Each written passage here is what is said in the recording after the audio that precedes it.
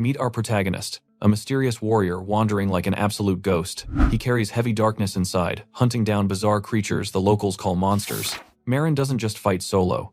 He actively uses his crazy skills to help others level up. But here is the weird part. He cannot stomach normal food. He only snacks on raw slain monster meat. He boils flesh with noodles, adding a little herb garnish. Everyone glares at him with pure disgust, completely freaked out by his bizarre monster diet. Despite his top-tier fighting skills, the guy is quietly panicking inside. He absolutely refuses to remove that helmet even when going to sleep. A terrifying red dragon took everything from him, including his family. He looks tough on the outside, but completely shattered on the inside. Holding on to tiny fragments of his past, Marin just wanders the land desperately searching for any real reason to keep living. During another typical wandering trip, our warrior stumbles into a tiny southern village. The locals are super mad about delayed carriages. One guy explains a rampaging monster is completely blocking the main road. Anyone who travels that route comes back totally battered and broken. A merchant starts panicking over a missed delivery to a rich noble because of the beast. Marin tries to leave, but the town forbids it. The noble suppliers spot our protagonist and immediately start whispering about his strength. They hesitate, but watch closely, they really need this order rushed. With literally zero other options, they invite our helmeted guy to tag along, hoping he can protect their precious cargo from the monster. The friendly merchant explains that carriages require an escort to leave, asking where Marin is headed. He casually mentions he is heading east toward Adorama.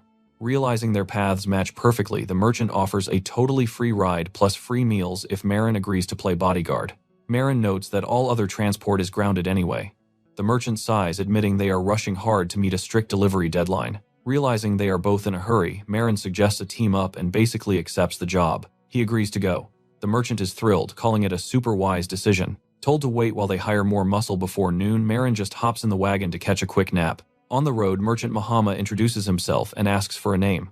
Lounging back, our guy simply calls himself Marinras. Watching him chill, the merchants whisper, "Is he some weird army deserter? Doesn't matter. Anyone who can smash monsters is good enough for them." Half asleep, Marin mumbles that they should just hire more mercenaries if they are terrified. He drifts off. His visor goes dark and a nightmare hits.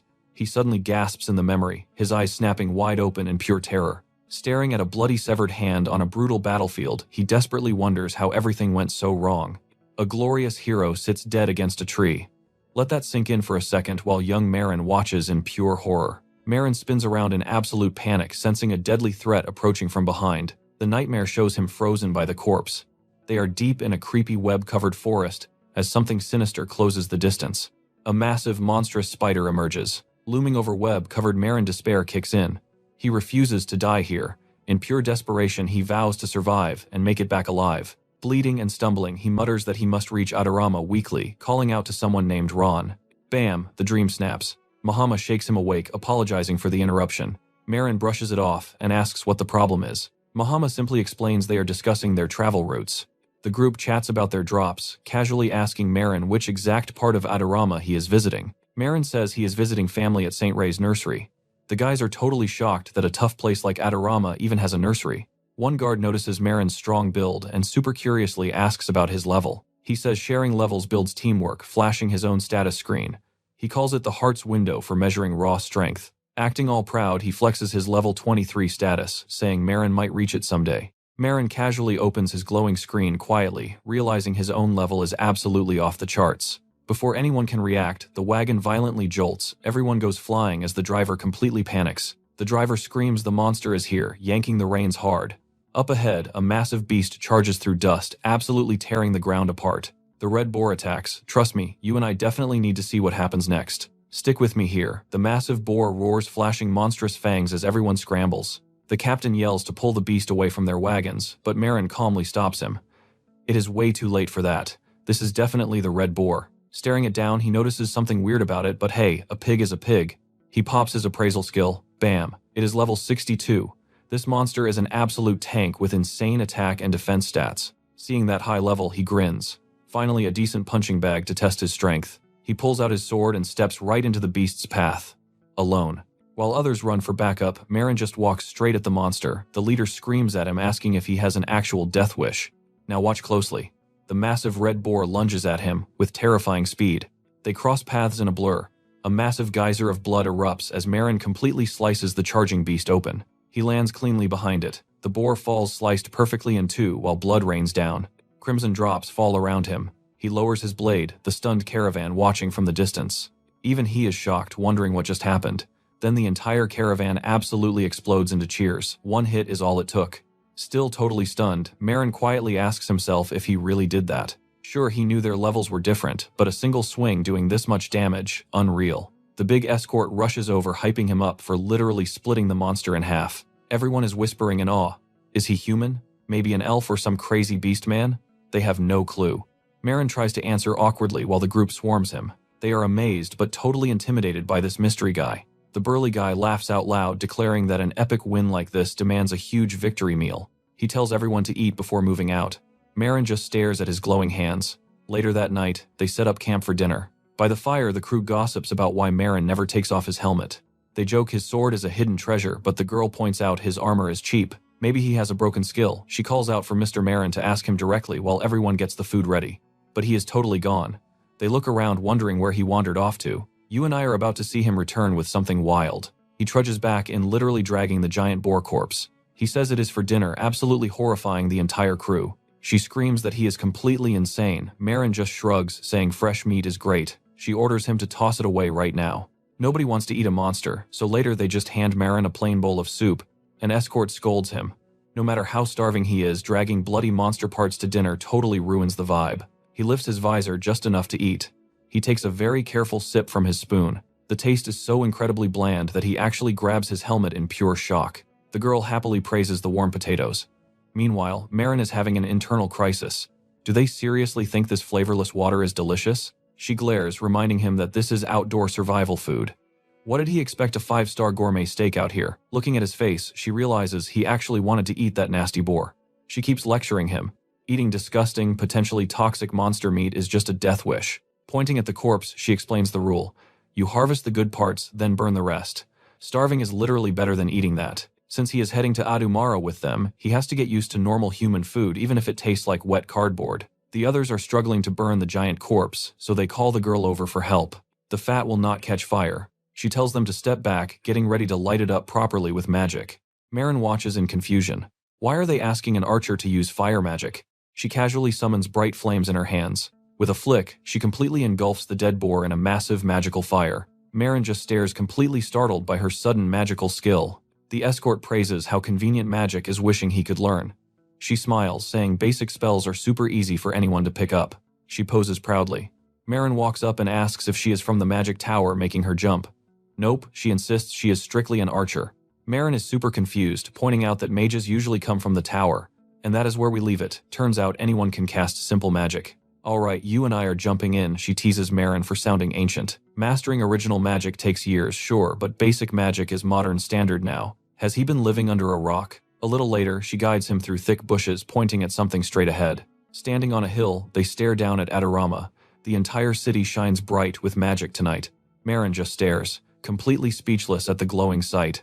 It hits him. Streetlights, powered by magic stones, not regular oil lamps. She casually confirms this crazy tech is super common in cities now. She explains that even kids' toys run on magic these days. Times have changed insanely fast, huh? Marin stands alone on that hill, quietly absorbing this massive world upgrade.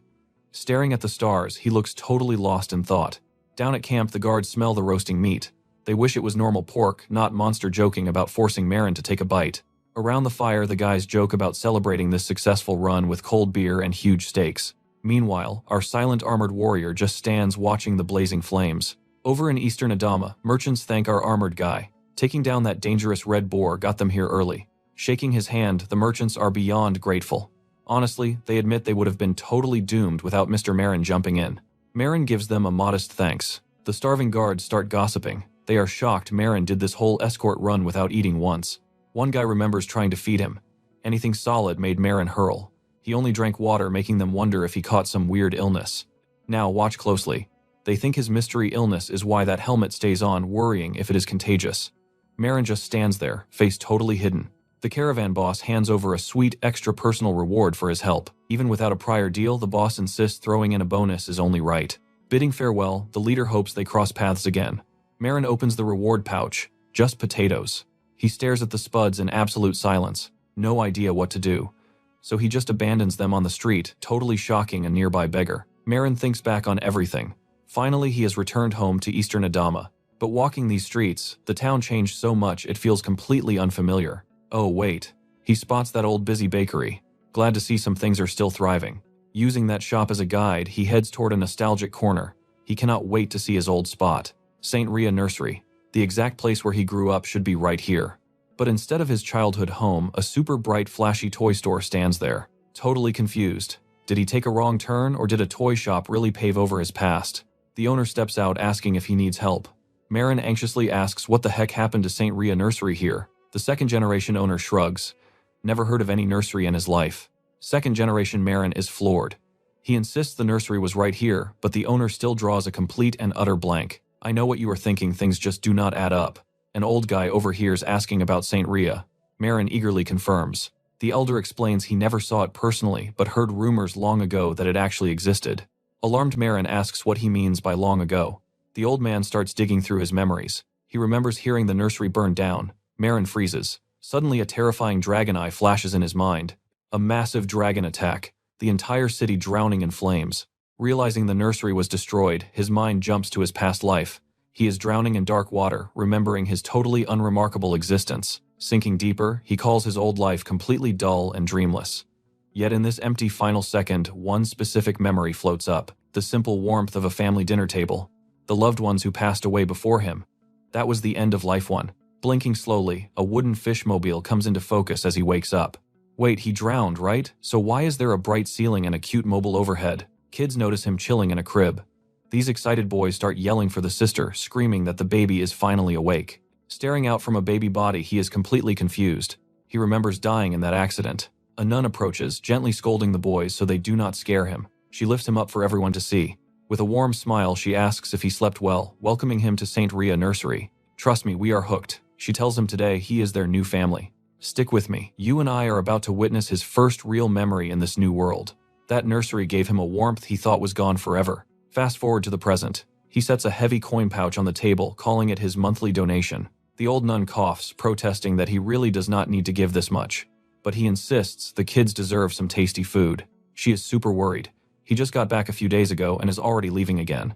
She asks if he is pushing himself too hard, but he simply brushes it off. She admits her fear since he rarely visits anymore. He just smiles, saying this time it is an easy job clearing out some southern goblins. Still feeling uneasy, she finally accepts his excuse. As he heads out the door, she demands a promise. She tells him not to stay away too long, promising to bake his absolute favorite berry pie when he returns. Marin nods and promises her he will definitely return. Boom, tragedy hits. Back in the present cemetery, a massive tree stands right where that nursery used to be. A nun asks if the grave belongs to someone he knew. She explains that the city was rebuilt after a brutal dragon attack, but the nursery, 0 survivors. Now this current temple stands in its place. She mentions that nobody has visited this specific grave in ages, gently asking how exactly he knew the person buried there. Marin just kneels in total silence with his back to her, and she instantly realizes the deep connection. Respecting his heavy grief, she steps away, leaving him completely alone. Staring at his own trembling hand, Marin remembers her telling him to come back quickly. He had promised her. He touches the carved plaque on the memorial tree, remembering how she told him not to worry. Heavy raindrops start crashing down against his dark helmet. Watch closely, you and I can tell he is wishing he was there during the dragon attack. He pictures himself facing down the massive dragon, wondering if his presence would have actually changed their grim fate. Completely overwhelmed by sorrow and crushing guilt, he drops right at the base of the grave tree. He realizes the worst part: he will spend the rest of his life never knowing if he could have saved them. The cold rain keeps pouring over the silent memorial tree marking the nursery. Days pass. Nuns spot the armored man still frozen by the tree, totally unmoving, and they worry he is going to catch a serious illness. They quietly whisper about how devastating this loss must be. Marin stays on the ground, grieving hard before slowly sitting up. Nearby, someone dropped a cloth-wrapped piece of fresh bread. One of the kind nuns had discreetly left that bread right beside him before walking away. Slowly, Marin grabs the loaf off the grass. He lifts it toward his hidden face, desperately trying to take a bite. Like always, normal human food just will not go down. He struggles to even chew, tossing the bread back into the grass in total defeat. He realizes he cannot keep a single thing down. Every flavor makes him sick to his stomach, literally preventing him from eating. Watching regular people eat the exact same meals just fine, he knows his messed up body is the real problem. Slumping back down by the memorial, he accepts his twisted reality. He cannot even cure his own basic hunger. Left entirely alone after losing his family a second time, he genuinely questions if this miserable, empty life is even worth living anymore. I know what you are thinking, just a smell, but this sudden aroma totally startles him. He picks up on something way richer than normal meat, insanely appetizing compared to his usual meals. His mouth starts watering like crazy. Completely hypnotized by the scent, he stumbles out of the graveyard tracking the city smoke. He pushes past crowds, heading the same direction, his eyes locked on the source. The intense smell leads right into a glowing orange alleyway. Hiding in the shadows, he hears guys complaining about having to burn monster meat at insanely high temperatures. They mention massive fines for dumping beast carcasses inside the actual castle walls. 2 workers manage a roaring fire full of monster bodies. One admits it smells incredible, but the other warns people might confuse it for real meat.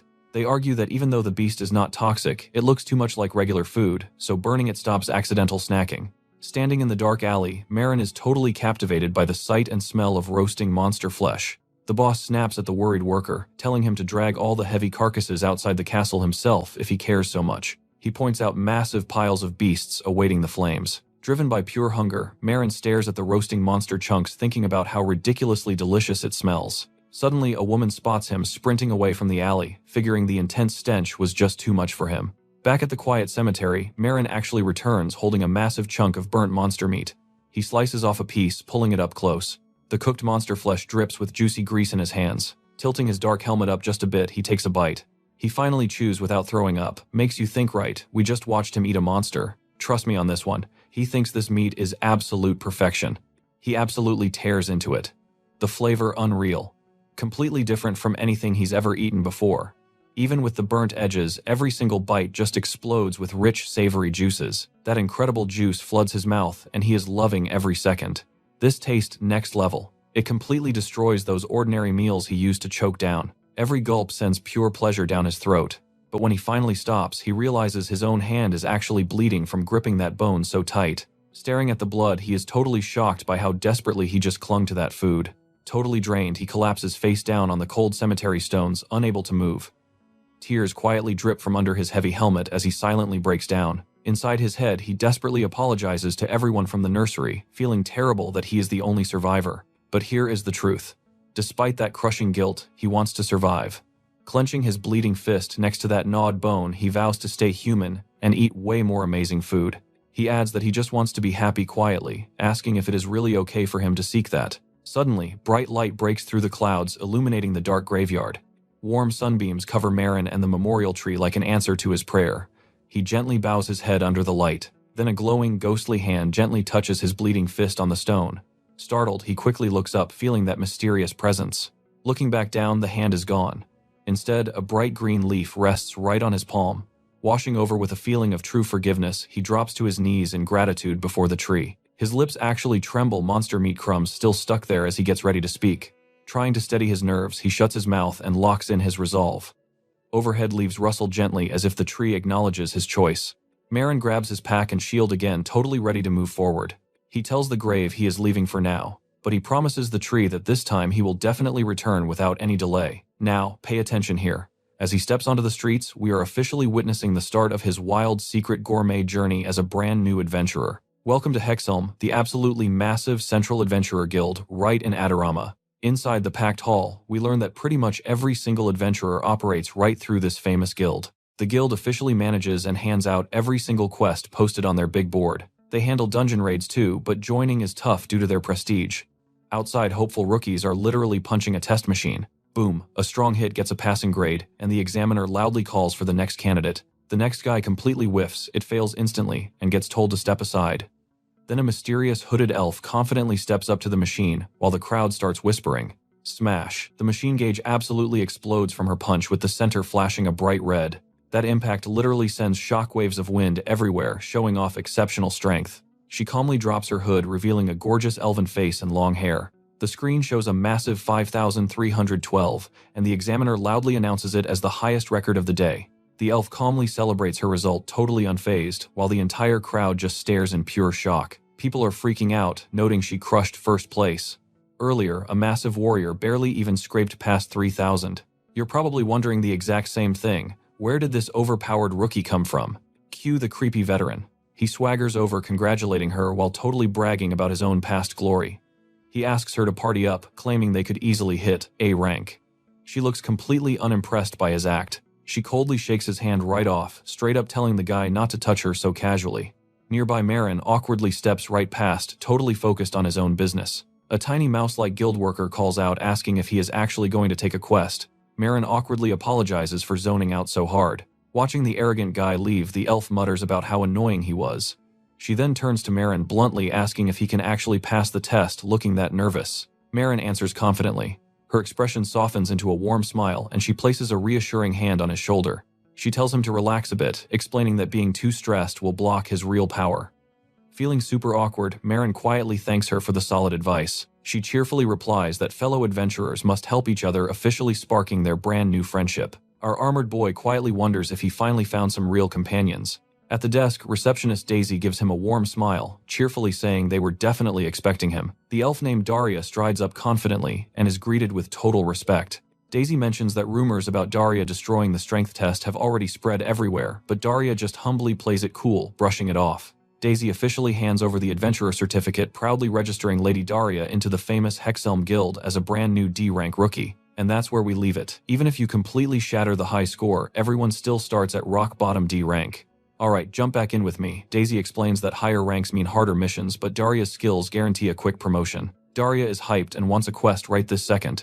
Daisy scans the leftover D-rank board. She finds 2 jobs clear, a level 15 gargoyle mansion, and grabs some gremlin eyeballs. Daria snatches them up. But there is a catch. The gargoyle mansion requires a full party. Annoying. Why? Because this unpopular dungeon is totally unconquered. Monsters breed like crazy there, making massive rampages a huge risk. So D-rank rookies absolutely must team up first. Back in the noisy guild hall, Daria grumbles about the stupid rule. Finding a party in this crowd, good luck. One guy is literally picking his nose. Not exactly elite material here. She sighs. There is 0 chance of finding a decent partner in this mess. Now, pay attention here because things go completely insane. Boom, a test golem violently smashes straight through the wall behind her. Debris goes flying everywhere. The whole guild goes into absolute panic mode. Through the dust, people scream for a medic. Daisy sprints to Daria, who is unharmed but totally stunned. Everyone stares at the massive hole. How did something that heavy get chucked like a baseball? Daria and Daisy slowly turn their heads. They know exactly who caused this. The armored new guy stands in the wreckage. Yeah, he threw it. He spots Daria staring. Utterly panicked, he faceplants onto the floor, bowing and screaming his apologies for the massive damage. Daisy waves it off, telling him to chill. Nobody died, and he did not actually cheat on the test. A veteran staffer mutters that he has never seen anything this crazy in his whole career.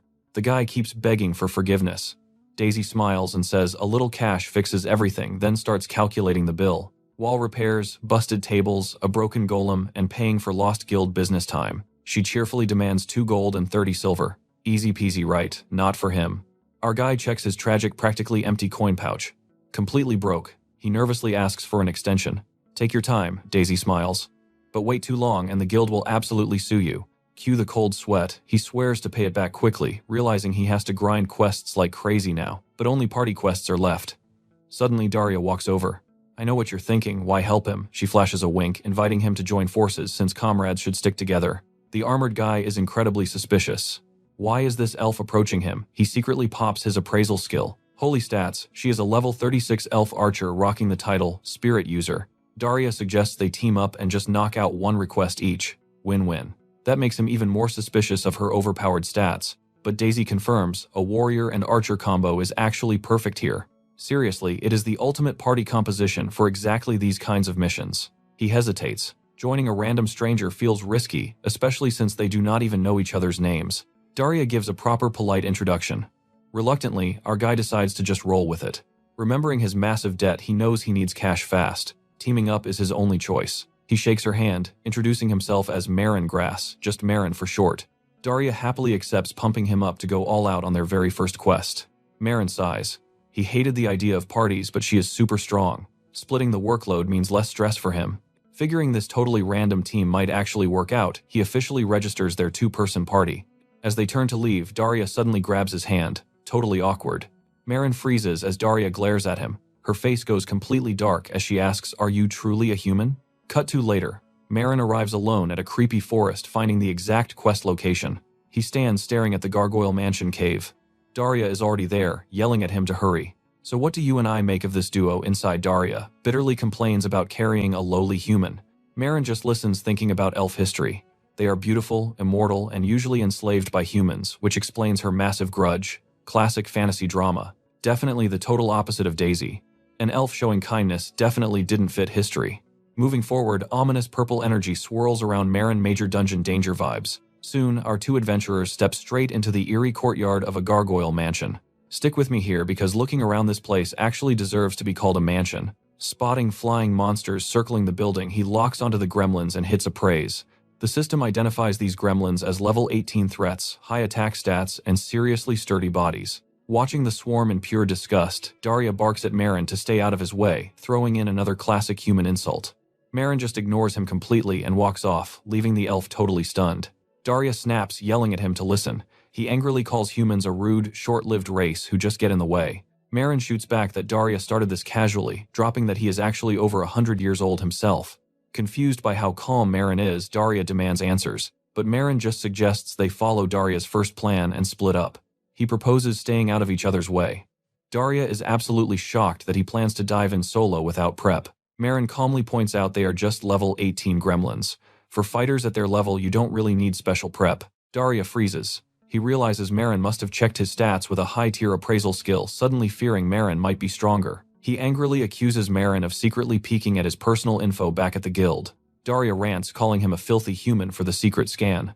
But mid-tantrum, a gremlin swoops in for a sneak attack. Still trashing humans, Daria keeps whining about the absolute disrespect of checking someone's stats without asking. He just keeps shouting, calling Marin completely shameless. Watch closely, because right as the gremlin ambushes him from above, Marin's blade flashes in to block it, demanding absolute silence. With one forceful slash cutting through the air, he completely silences the gremlin. Marin scolds him, staying quiet in a dungeon is basic common sense. As monster blood sprays everywhere, a totally rattled Daria wipes his face. Without missing a beat, Marin casually admits he absolutely checked Daria's info back at the guild. Daria feels totally vindicated and yells again. So Marin suggests if he hates him that much, they should just finish up fast. Turning his back, Marin says the best move is clearing both their objectives as quickly as possible. Daria gets super defensive, hating the implication that he is slowing them down. He loudly demands Marin just pull his own weight. Daria fiercely claims he will solo the gargoyle boss, telling Marin to just farm gremlins. Marin casually agrees to the plan. Starting his side of the quest, Marin casually snatches a lunging gremlin right by its head. He makes quick work of the gremlins, leaving slain monster bodies scattered everywhere. Hitting 50, he figures that's enough eyeballs for the quest. Glancing at Daria, he spots a new problem developing. Daria's bow just snapped completely against a gargoyle horn, leaving him in deep trouble. Marin's appraise reveals these gargoyles are level 21 stone monsters, basically super buff gremlins. Surrounded and panting heavily, Daria struggles. He desperately lunges forward, trying to bash a gargoyle with his broken weapon. Watching calmly from a distance, Marin decides the elf probably will not die if left alone. I know what you're thinking, but Marin just decides to relax and grab a snack. Eyeing a gremlin corpse, he wonders what is edible. Comparing it to a frog, he butchers it just like one. After trimming the edible chunks, there is way less meat than expected, so he just cuts it into small pieces for skewers. For some variety, he skewers the organs too, figuring they might taste like regular animal offal if he cooks them right. He roasts those skewers over a campfire until they sizzle perfectly. The finished gremlin skewers honestly look surprisingly appetizing.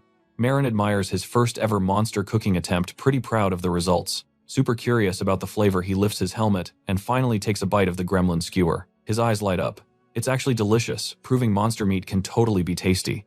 He compares it to duck rather than chicken with a slightly gamey, pungent kick. Munching away, he thinks sauce would make it perfect. Totally satisfied, he casually strolls down the dungeon corridor, still happily munching on his snack. But suddenly he collapses. A system alert pops up saying he got hit with minor poison, officially putting him in a poisoned state. Paralyzed, he realizes he cannot move an inch. Writhing there, he figures that pungent flavor was actually literal poison. Panicking without an antidote, he's totally frantic. How does he survive? We're about to find out. Suddenly, a crazy idea hits him as he remembers the word antidote. Stick with me here.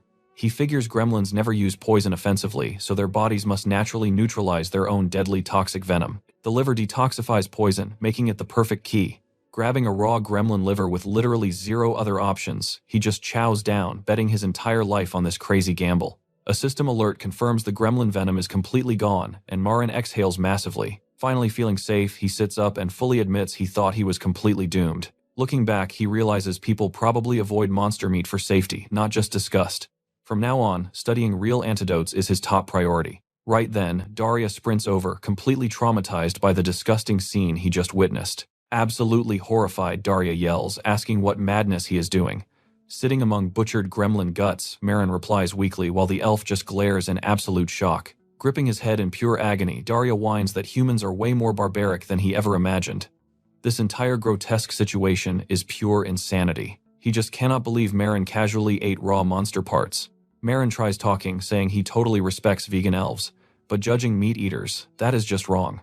Obviously, this logic only makes Daria explode with more anger. Daria spirals into total despair, calling this entire team up a living nightmare. He just wants his precious world tree. Trying to stay sane, he confirms the gremlin quest is actually over. So why has Marin not just packed up and left already? Marin points out they took this job as a duo. If they split up and fail, the guild might blame them and Daisy takes the fall too. Imagining poor Daisy getting yelled at, Daria genuinely freezes up for a quick second. Totally flustered, the elf barks that Daisy is his own problem, not Marin's. Since they still have time on the clock, Marin casually offers to help smash the remaining gargoyles, just so they can finally finish this whole team job faster. Daria stubbornly rejects human help, vowing to finish it all himself while ordering Marin to stay put. Now pay attention. When Marin randomly pulls out a completely bizarre object, Daria just stares in pure confusion. Marin casually lifts his sword and a cooking pan, noting he forgot one tiny detail. Turns out, he used to be a shield soldier. He immediately activates a massive provocation skill, making insane noise. The harsh sound instantly lures nearby gremlins, while flying gargoyles quickly lock onto his location. Daria watches in pure horror as Marin aggressively bangs the pan.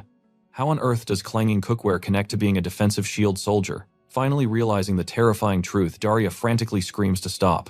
Basically, provocation is the ultimate shield soldier technique designed specifically to pull aggro and save your teammates. The skill forces every monster in the area to target the user, creating a perfect distraction. Because of this, an absolute tidal wave of monsters dives toward them, leaving a terrified Daria calling him a maniac. Completely chill, Marin notes that sure, it protects friends, but it also beautifully herds flying enemies into one perfect kill zone. Watching the terrifying swarm rush down, he even questions if his taunt skill was always this broken. Tossing the dented pan away, he sighs and mutters, whatever. The horde closes in fast. He triggers his sword and martial arts skills, massively boosting damage and agility for epic close combat.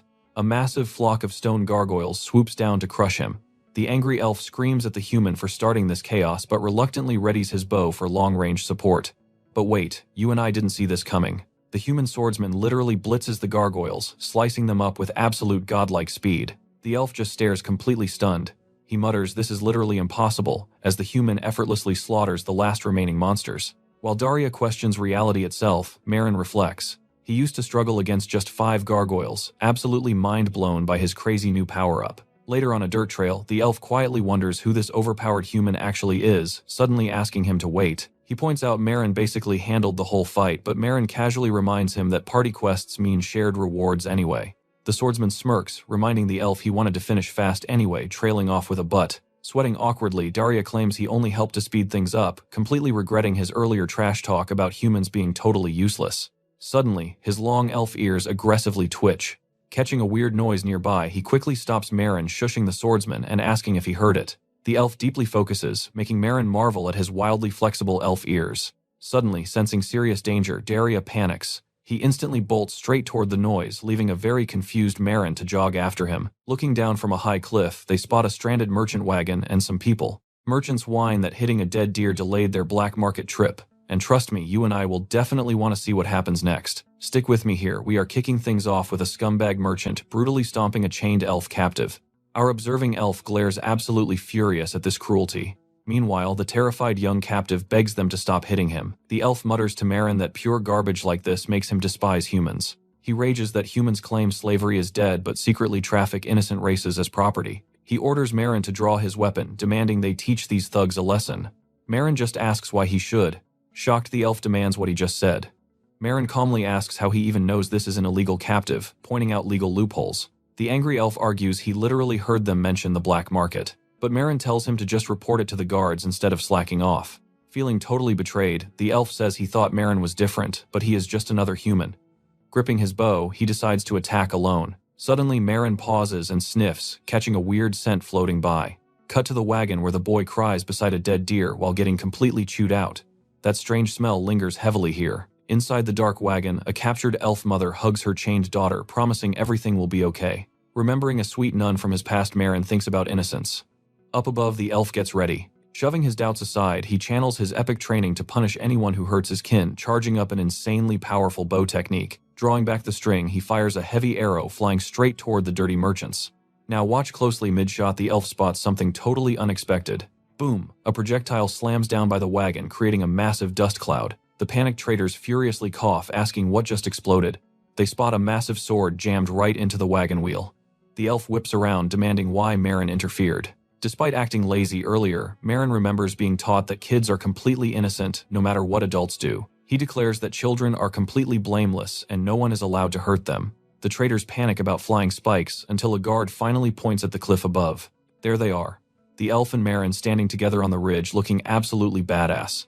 One nervous trader screams out, asking who they are. Another angrily yells, thinking they can actually get away. The elf screams that humans are arrogant trash, declaring war because his captured comrades are right there. The boss trader just laughs. He claims they are officially licensed under Marquis Bastel, meaning this slavery is totally legal. Hearing that big noble name, the elf flinches and repeats it in total shock. The guy points at his wagon wolf crest, flexing that Marquis Bastel authority. He demands a full apology and cash. He viciously mocks forest elves, calling them uneducated troublemakers who ruin everything outside the woods. This insult completely enrages the elf, but before he attacks, Marin notices something funny and finally speaks up. You and I both love this kind of twist. Marin instantly points out the crest is totally fake. Irritated, the trader asks who the hell Marin is, insisting the famous wolf symbol is right there. Marin just stares at the eyes. He drops a lore bomb. The original Bastel ancestor only had one eye, making their crest unique. So that two-eyed wolf, super fake. The fake Bastel guard turns pale, realizing they just got completely exposed. The other traders swap panicked looks, going dead silent. Marin calmly smiles, noting that faking a noble identity is literally punished by the death penalty. Panicking hard, the boss orders his thugs to slaughter our duo. A huge armored guy charges while Marin casually sighs about how mercenaries used to have rules. He dodges the heavy strike, muttering that old manners are totally dead nowadays. Boom! Marin counters with absolutely massive force. The warrior screams in pure agony, spitting bright red blood everywhere. He gets launched like a ragdoll, terrifying the others. He literally crashes into a giant crater. The giant brute lies completely broken. Everyone just stares mind-blown that he fell in one single strike. Another thug catches a swift arrow straight to the face. The bleeding trader curses them out, calling them complete scoundrels. Looking at Marin and the angry elf ready for round two, the pathetic captors instantly surrender. Later that night, outside the glowing guild, Marin gets showered with thanks. They desperately ask how to repay his epic rescue. The freed family practically cries with gratitude, while our elf archer humbly says he just did what any kin would do. And that is where we leave it. The elf apologizes for stalling, wondering if it is truly over. Alright, let's jump right back in. Our guy just handed those shady traders straight over to the guards. And since these goons pulled some noble fraud, the city authorities are gonna deal with them properly. The little girl shyly steps up. The elf woman steps in, confirming Marin really was their armored hero. Her daughter absolutely beams, calling him super cool and saying thanks. The family heads out, the kid happily waving bye to Mr. Uncle. Marin just watches them go totally silent. Meanwhile, the elf archer awkwardly clears his throat, grumbling that he'd never say this to humans. But he finally chokes out a thank you. He hates owing humans, but Marin did just save his entire group. Marin's response, deadpan. If you're thankful, pay me. Hearing that gratitude equals hard cash leaves the poor elf completely stunned. The elf absolutely loses his mind, realizing Marin only fought through that dungeon for the money. Marin calmly argues cash beats feelings any day. The elf just fumes, hating that he actually felt grateful to a guy like this. Still grumbling, he practically throws a coin pouch at Marin, telling him to take it and scram. I know what you're thinking, ruthless, right? The elf storms off, swearing off humans while Marin happily shrugs, securing his bag. Cut to the next day, at the bustling Hexam Guild. At the counter, staff verify his collected loot and that sweet reward money. The receptionist smiles, congratulating Marin for perfectly clearing his very first guild request. She's actually impressed. It was a super high difficulty job for a rookie, but he breezed right through. She hands over the cash, but Marin freezes. He awkwardly points out that the payout looks way too small. She cheerfully drops the bomb. Guild rules automatically deduct his massive debt from any rewards. Just policy, you know. Totally crushed, Marin nervously promises he'll pay off the rest super soon. Realizing he is painfully broke, he decides there's no time to rest. Time for another quest immediately. He shuffles right back to the guild's huge request board. Scanning the flyers, his stomach growls. He wants to taste some new exotic food, checking what fits his current rank. He spots a regular subjugation at Stanita Dungeon, but skips it. Stone monsters do not taste good. Then a higher level request for the orc's hut catches his eye, a fresh hunting ground he hasn't visited. He immediately starts drooling, wondering if orc meat tastes like premium pork. Suddenly, footsteps sneak up right behind him. It's a cheerful woman he met before. She's totally shocked to see him doing adventurer work. She jokes she thought he starved since he didn't eat on their trip, but she's thrilled he's alive. Her team approaches, so she introduces him. She points out Orga, their party leader and their quiet-robed mage companion. Mickey calls Marin that strong but picky mercenary she mentioned. Orga gives a polite nod, saying he has heard the rumors. She explains Orga is an archer too, and Hecate is their mage. The three of them have been exploring together for ages. Marin does the math. 2 archers, 1 mage. Who the heck fights on the front line? Mickey sighs, admitting they usually hire temporary tanks, but recently they've had 0 luck. Because they lack a melee fighter, they've been totally locked out of dungeons. Then she gets an idea and makes a pitch. Mickey formally asks if Marin wants to be their vanguard for the Orc's Hut dungeon run. Now pay attention, because here's where things get wild. Marin's surprised, but soon, they're standing outside the lush dungeon. Inside, chaos hits instantly. A massive orc chucks a boulder, nearly throwing Mickey right off a cliff. An arrow perfectly strikes the orc's eye. With Marin tanking and Orga sniping, they deal heavy damage while Mickey cheers. Heka wraps it up with a brutal headshot explosion. The orc drops dead, twitching in a blood pool. Mickey and Heka celebrate the flawless combo, super relieved that Heka's cast speed held up. Heka admits having Marin holding the front line makes hunting so much easier, but then the ground starts shaking. Earthquake. Nope, that's the sound of furious orcs charging straight at them. Mickey totally panics. A swarm of 50 enraged orcs is rushing in. Their kill just aggroed everything. Orga screams to retreat, and they sprint down the path. But disaster strikes. Heka trips and cries out. An orc raises its giant club to crush her. Someone screams her name. Terrified, she braces herself, but sees a reflection rushing in fast. Marin blurs between her and the monster, slashing so incredibly fast that blood just explodes everywhere. Trust me, you'll want to see what happens next. Marin carves through the horde bodies and heads flying everywhere. Alright, stick with me. We jump back in right after Marin completely slaughters that whole orc group.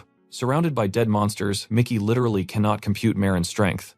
Suddenly, the very last orc roars, lifting its club, even though it is packed with arrows. They quickly finish the beast off, bringing their body count to 10. Time to finally take a rest.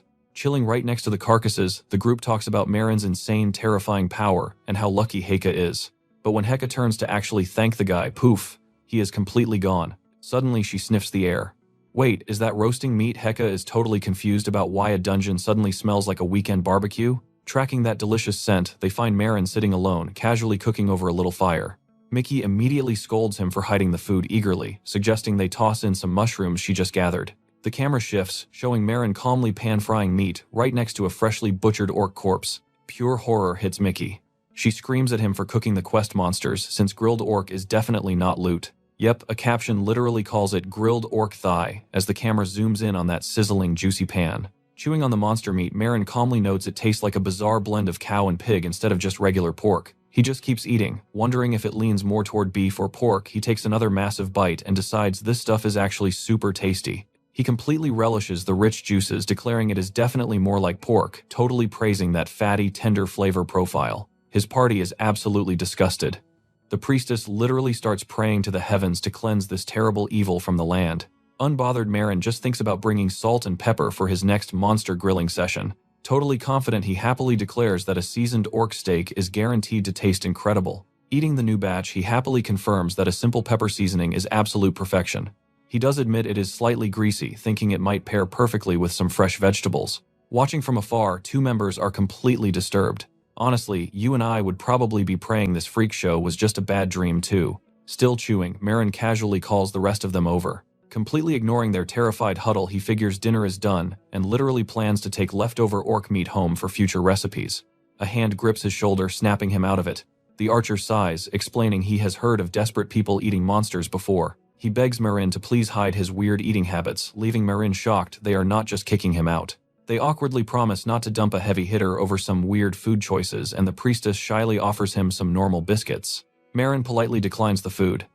The team urges everyone to just eat normal beef jerky and rest, which he again refuses. Suddenly a flashback. A massive orc roars in a forest as Marin and his old party ready their magic and weapons for a brutal fight. The enraged monster charges right at them, but Marin perfectly blocks the massive strike. His squad backs him up, dropping magic lightning and arrows to crush the beast. Snapping back to reality, the priestess stares at Marin by the fire with a super troubled look. Another memory flashes, his old crew chilling in a dark ravine at night. Back in the present, a teammate mentions it is their last day and asks why Marin always sleeps completely isolated. He bluntly replies that it is just easier. Setting up the night watch, the fighter quietly broods, the priestess yawns heavily, and the archer volunteers to take the first shift. Marin finally lies down as the sweet priestess thanks the squad and wishes everyone a good night. Listening to the campfire crackle, he completely drifts off. The firelight reflects right off his shiny helmet, pulling him deep into another weird dream. Inside the dream, his old party jokes around the fire, laughing about how their priest loves starting random fights. Walking up with firewood, his friends totally roast him for taking way too long when the fire is already burning. His old leader smiles. But pay attention here, Marin violently snaps awake from this nightmare, screaming out his name. He blinks, finding his current party surrounding him, absolutely terrified by his sudden outburst. Super confused, Marin asks why they are all awake, since it is not his turn yet. The priestess aims a glowing charged spell right at his face. She coldly warns that one single twitch will blow his head off, demanding he answer them right now. She confesses they used an appraisal stone on him while he slept. His insane durability made them way too suspicious about his true identity. Clutching that glowing stone, the fighter nervously stammers, asking what this terrifying result means. The floating window displays Marin grass with totally hidden stats. Magic Tower Successor Knight and Kinslayer. Trust me, you and I definitely need answers for that. His comrades furiously demand an explanation, while Marin completely freezes. Here is where you and I pay attention. The system defines Kinslayer as massacring over 100 of your race. It actually boosts his attack power against humans. Look at him standing there completely surrounded by a mountain of dead bodies. The fighter is absolutely horrified. Over 100 people dead, there is no way they can ever brush this off. Sure, 0 criminal record with the Hexhelm Guild, but that title, the Archer, knows it is a massive, serious issue. Magic already glowing, the priestess demands he explain himself. If it is just some misunderstanding, talk, but Marin tenses up, staying completely silent. They push harder. Did he join them just to murder everyone? They desperately need to know why he holds that Kinslayer title. But all Marin can do is apologize. 0 details given. The Archer flat out refuses to drop this. High level or not, whatever his excuses are, a history of murdering humans changes everything. He spells it out bluntly. Knowing what Marin did makes trusting him absolutely impossible. Then he formally kicks him from the party. Marin quietly takes the hit and packs his gear. He shoulders his bag and walks away. The remaining 3 just stare in awkward silence. Flashback to a century ago in the Terrace Forest. A screaming goblin lunges young Marin and his old party fight in perfect coordinated formation. The Archer smirks, firing her bow while cheering that their trap worked perfectly. Her arrows pierce the goblins, dropping them dead right at their feet. Their armored leader praises the awesome teamwork, quickly checking for any injuries. She hypes up the Archer for dropping 2 targets at once, though the Archer shrugs it off. The priest jokes about the massive goblin body count. Meanwhile, Marin gets roasted for slacking. The leader steps in, asking if he finished gathering the proofs. Super respectful, he calls her Charlotte and confirms they are absolutely ready to move out. Walking ahead, the priest complains about a sassy guild worker, wondering why the goblin numbers seem lower than reported. Marin points out they are just at the entrance. More could be hiding deeper, which sparks talk of a secret settlement. Later that night, he mentions something weird. Monsters never just run away in pure fear. Then, a chill hits him. Walking up to Charlotte, he asks if she hears that. Now do not blink because things get insane. He turns to see his comrades dead, standing like glowing-eyed undead. Those red eyes surround him. Terrifying, accusing voices demand to know why he betrayed them. Why did he alone survive the slaughter? Marin violently jolts awake, absolutely haunted by the nightmare. Gasping for air in his guild room, he just sits in complete silence, staring out the window. Time skips to the busy guild hall. The second Marin walks in, people whisper and stare at him. Gossip spreads fast. They call him the rumored killer, warning everyone to avoid making eye contact. More whispers call him a scammer who joins parties just to extort and murder them. They question why he is even allowed inside the guild. Marin realizes the rumors blew up overnight. People are just making up totally wild exaggerations now. Whatever. He ignores the haters and greets the receptionist. She says he arrived perfectly for huge news. I know what you are thinking, but watch this. He gets instantly promoted to C rank without taking an exam.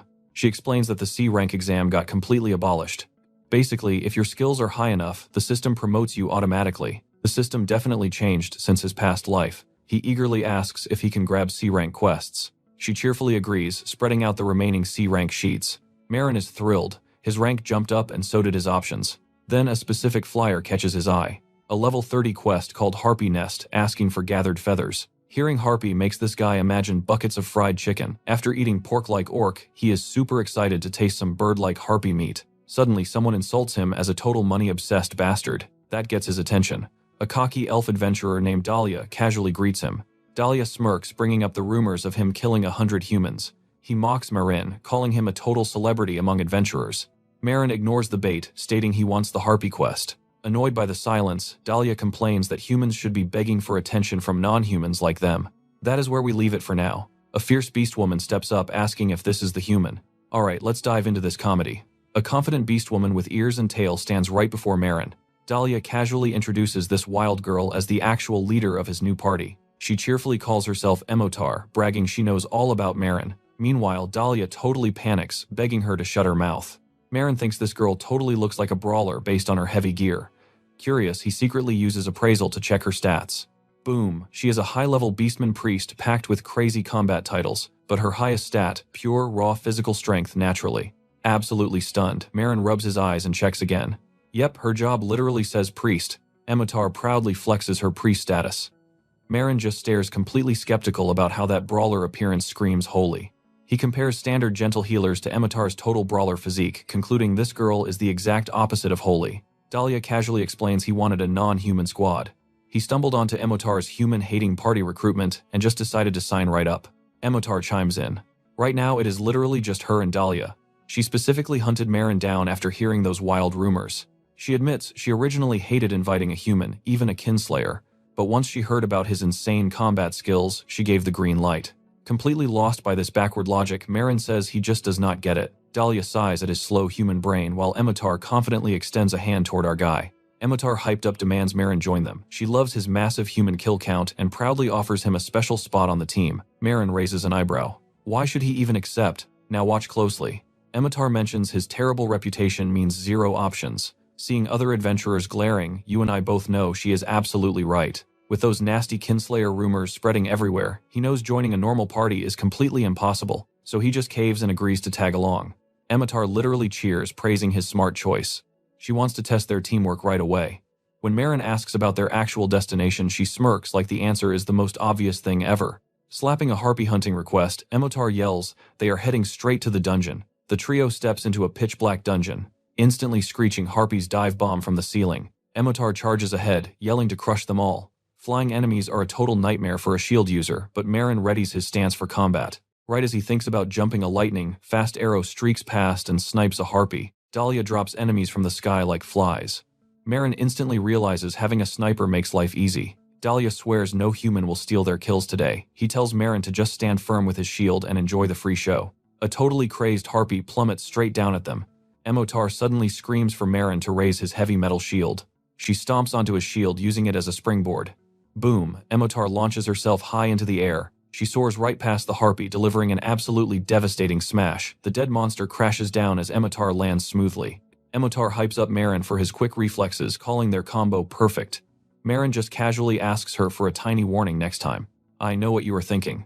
Watching this crazy new crew fight, Marin admits having capable comrades actually feels pretty amazing. Clearing out several targets, Emotar happily cheers that their coordination is rock solid. She suggests taking a quick break since they just wrecked those harpies. Suddenly, Marin spots something super weird among the bodies. He finds a tiny fluffy creature waving feathers around.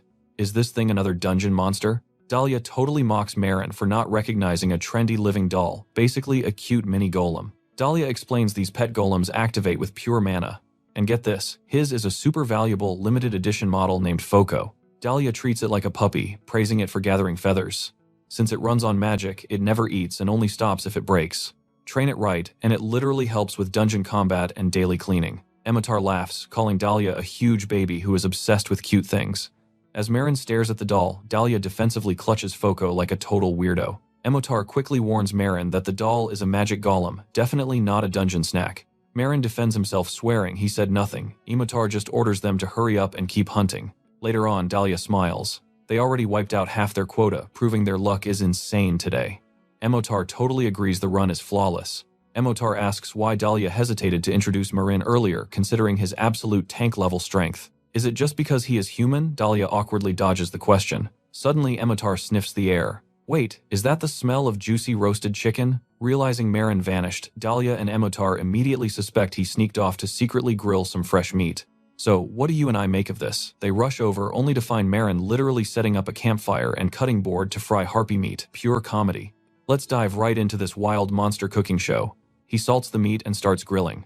As the cuts sizzle, Marin absolutely loves the sound. He focuses hard, making sure to flip them perfectly. Done, he proudly plates up what he calls a fresh grilled harpy shoulder loin. Staring at the meat, he figures harpies are basically just big birds. So, hey, it should taste like chicken. He takes a big bite. Pure, silent, absolute delight. Marin is ecstatic. The texture is exactly like chicken but way richer, super juicy, and just slightly sweet. While he's planning his next dish, Dahlia and Emitar burst in screaming. Dahlia yells she knew he'd do this and demands to know what is actually wrong with him. Cut to the campfire. Our armored guy apologizes for eating alone and offers them some. The elf instantly scolds him. You cannot eat something that literally still has a face. The Beastkin girl is absolutely horrified. She cries out that this is the worst thing she's ever seen. Calmly, the human argues a harpy face isn't really human. The Beastkin screams, he is totally missing the point. The elf groans about witnessing such brutality again. But the Beastkin, she licks her lips, secretly tempted. He casually holds out a plate of perfectly cooked meat. The other two are completely speechless. She fights her own appetite, calling the food a monster while mentally kicking herself for wanting it. Watching him munch away calmly, her animal ears perk right up. The food is calling her. He casually offers her a bite. Both her and the elf angrily reject it, shocked he even asked. I know what you're thinking, she's gonna crack. The amazing aroma makes her visibly waver. She cries, he's cruelly tempting her while the elf desperately panics. Getting a whiff of the stew, she aggressively demands why a monster smells so incredibly delicious. Oh right, that reminds him about the boiling pot. He lifts the lid. A bit overcooked, but ready. He reveals stewed harpy legs, and they are completely baffled that he's eating the bony legs with zero meat. The Beastkin simply hears him say he just wanted to try plain, unseasoned chicken feet. Hyping himself up, he takes a massive bite of leg. Going full food critic, he notes the slow simmer made the meat incredibly soft, held together by rich gelatin. He dreams about adding spicy sauce, even planning to take a leftover leg home for proper seasoning later.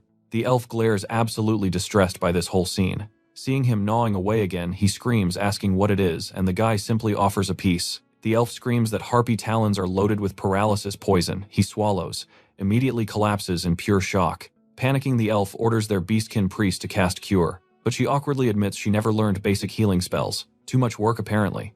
The noise attracts a wild harpy. She blames the elf but steps up super hyped to test out her brand new attack spell. The elf yells at her to wait. Suddenly a massive inferno roasts the harpy and horribly his pet Foco. The poor elf screams in sheer horror, staring at the charred remains of his new pet.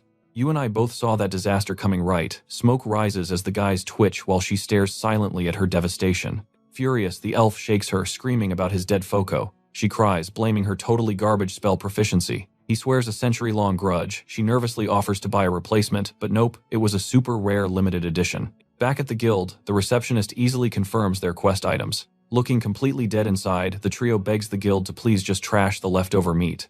Walking away, the elf whines about his mental exhaustion. The Beastkin just awkwardly promises to buy him a new pet Foco. Suddenly, our guy silently pulls out another harpy leg, terrifying the Beastkin. She freaks out. Are you eating more? He casually says, wasting it after all. That butchering would just be totally foolish. She begs him to at least stash it in his magic storage, a skill he totally forgot he even had. Flash a status window pops up explaining his personal mana vault for storing non-living items. He opens up the empty inventory grid and realizes he completely forgot this existed. Super embarrassed, he realizes he has been lugging bags around like an idiot. No wonder everyone stared at him. Seriously disturbed that he forgot basic magic, he genuinely wonders if he is going crazy. That's where we leave it. The Beastkin asks about their performance, snapping him from his mental breakdown. The elf and Beastkin recap the quest, decent teamwork and skills, even if the ending was totally chaotic. Let's dive in. They want him to stay. She begs to form an official party, swearing together they'll crush any quest. He seriously weighs the offer. Sure, they absolutely hate humanity, but they are undeniably strong. Plus, having a squad is always better than flying solo. Looking at the hyped Beastkin and chill elf, he officially joins. The Beastkin completely loses her mind with joy and sprints off to register them immediately. The elf sighs and tells our guy that despite everything, they are now teammates. Doing a proper introduction, the elf dramatically asks the human to treat him well for his short mortal life. That sparks a memory. A past armored friend once offered him the exact same welcoming handshake. Snapping back to reality, he awkwardly accepts. Right then, the Beastkin runs back, waving the paperwork, happily screaming that their official party application is totally complete. She hypes up their brand new, officially registered name. You and I both know this will end badly. She named them the Misanthrope Party. The elf absolutely explodes over the ridiculous, super undemocratic choice. She defends it, saying she heard the human mutter that exact word at the harpy nest and thought it sounded deeply moving. She smiles, claiming the vibe was just right. Meanwhile, the elf is practically ripping his hair out because she used a word without even knowing the definition. He yells that party names require a unanimous group vote, but she just shrugs. Nobody else had ideas, so she blindly followed the leader's cool-sounding word. The poor elf falls into pure despair. Every future legendary deed will be credited to Misanthrope. He literally cries out to the world tree for mercy. Our human thinks a weird name is not exactly a world-ending tragedy. He decides to completely ignore the drama and just focuses on grilling harpy meat back at their inn. The beastkin spots him leaving and asks what is up. He says he is heading back to the inn to sleep. Not happening. She demands a massive welcome party and drinking session right now to celebrate the new team with their shiny quest money. He tries dodging it, but she insists a welcome bash without the rookie is pointless. She orders the crying elf to dry his tears and join them. Night finally falls. Happy cheers erupt inside. Inside the packed tavern, the energetic beastkin tells her crew to eat and drink until they explode. The elf is still completely salty. He refuses to be called a misanthrope, but she casually tells him to get over it because the paperwork is already locked in. The elf aggressively shouts about whose fault that actually is.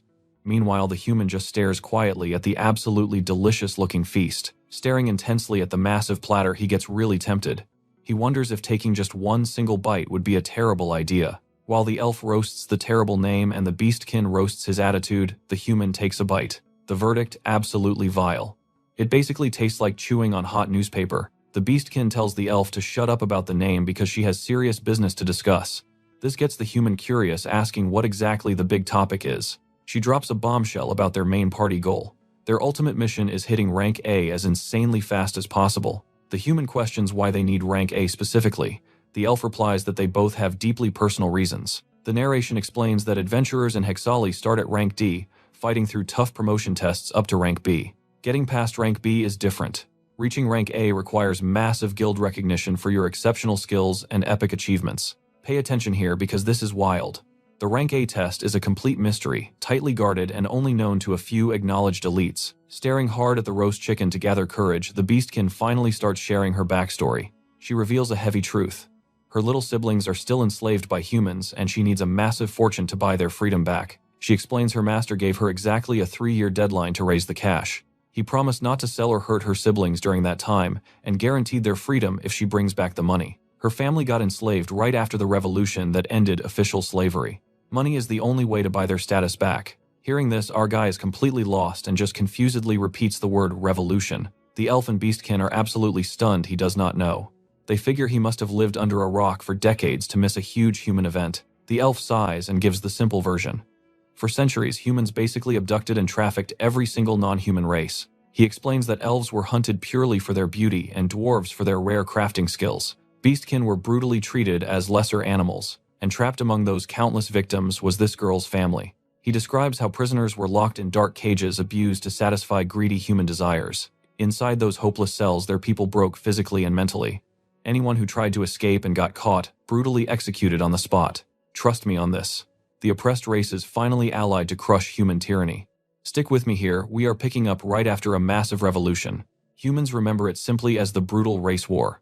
The allied races demanded the total abolition of slavery, straight up threatening a full-scale war if the humans dared to refuse. Humans tried playing tough at first, but with way more to lose, they quickly caved. They finally agreed to the terms, signing a treaty, outlawing non-human trafficking and setting strict rules to protect their lands. Because of this, non-humans slowly came out of hiding and walked the streets freely. The elf points out that this exact treaty lets him and other non-humans work as adventurers today. The beast chimes in saying she became an adventurer the second she got freed.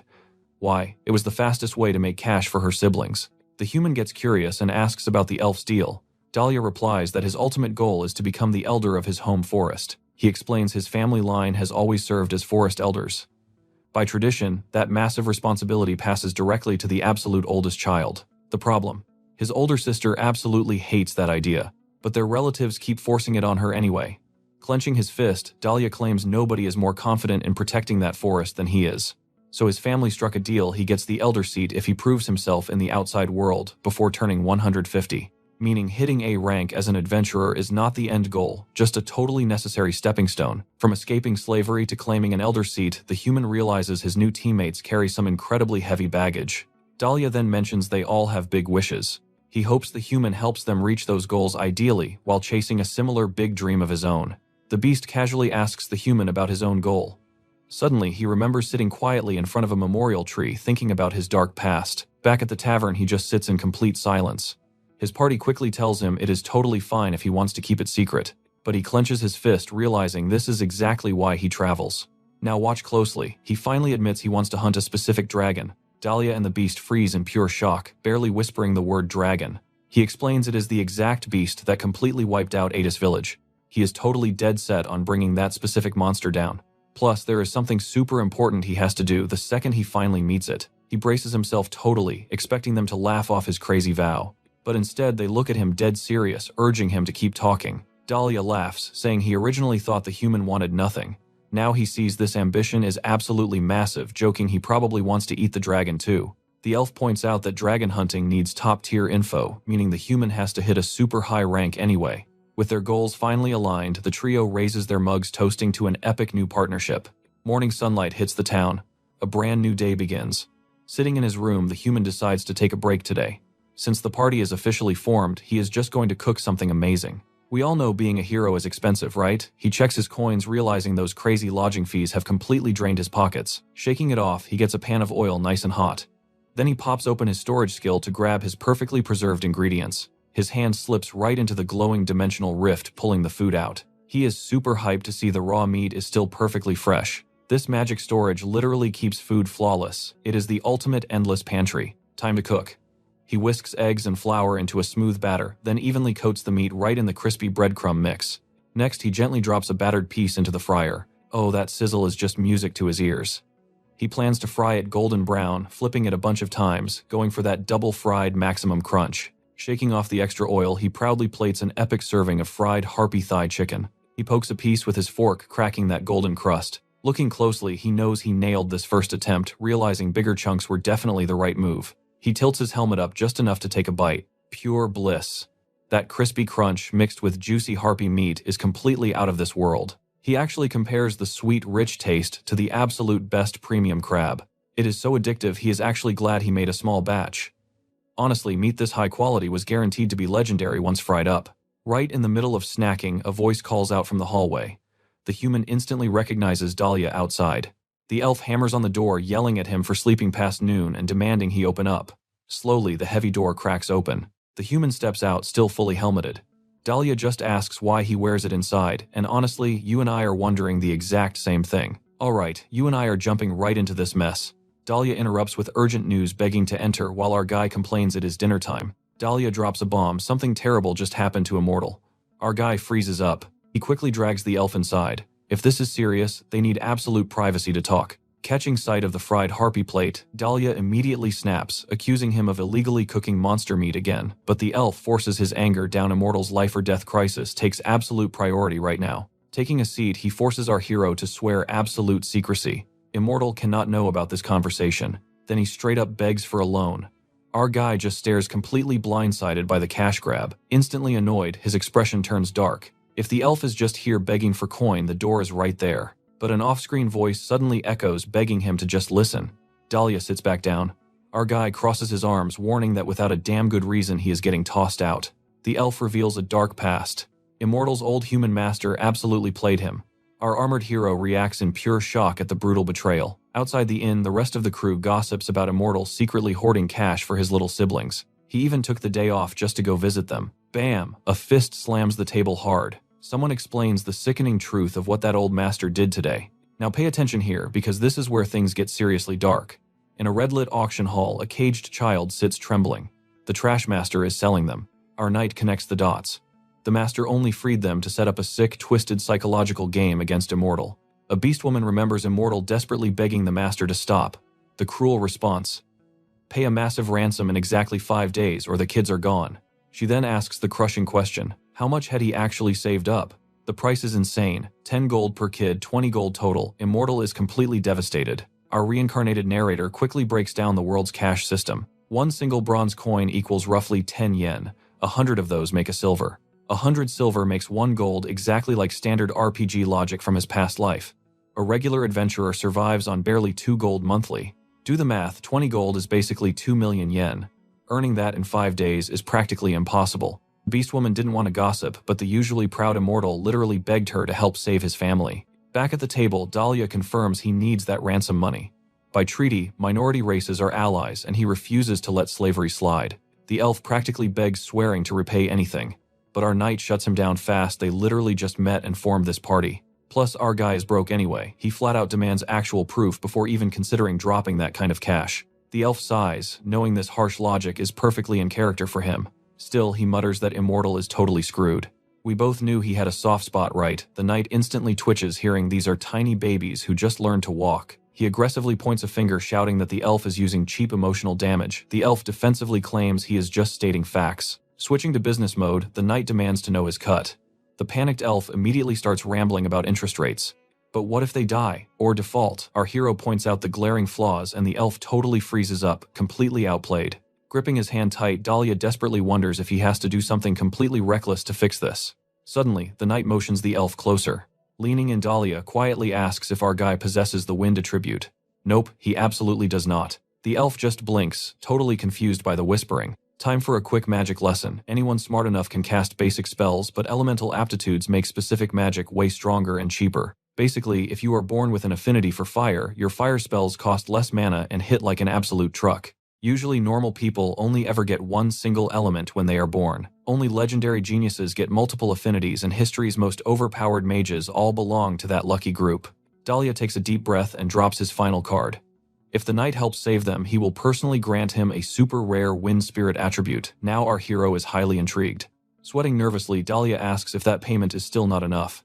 Our guy fires back that granting attributes is insanely difficult and ultra rare. Swearing on the sacred forest itself, the elf insists his unique power is the real deal and begs to be trusted. Hook, line, and sinker. The knight accepts the deal. Grabbing a quick bite on his way out, the knight casually says, "It is time to move."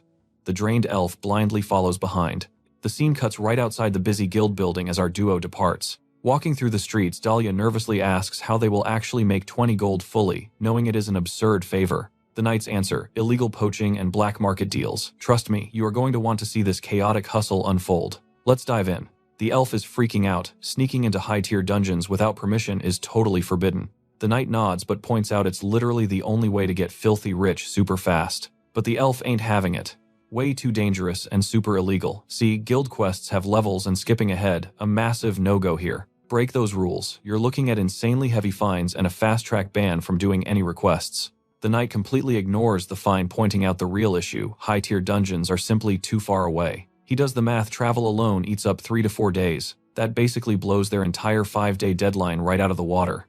So the knight flips the script, asking the elf, "How are you planning to farm this cash?" The elf admits he actually thought about begging his distant relatives, but instead he's just gonna empty his tiny adventuring savings account.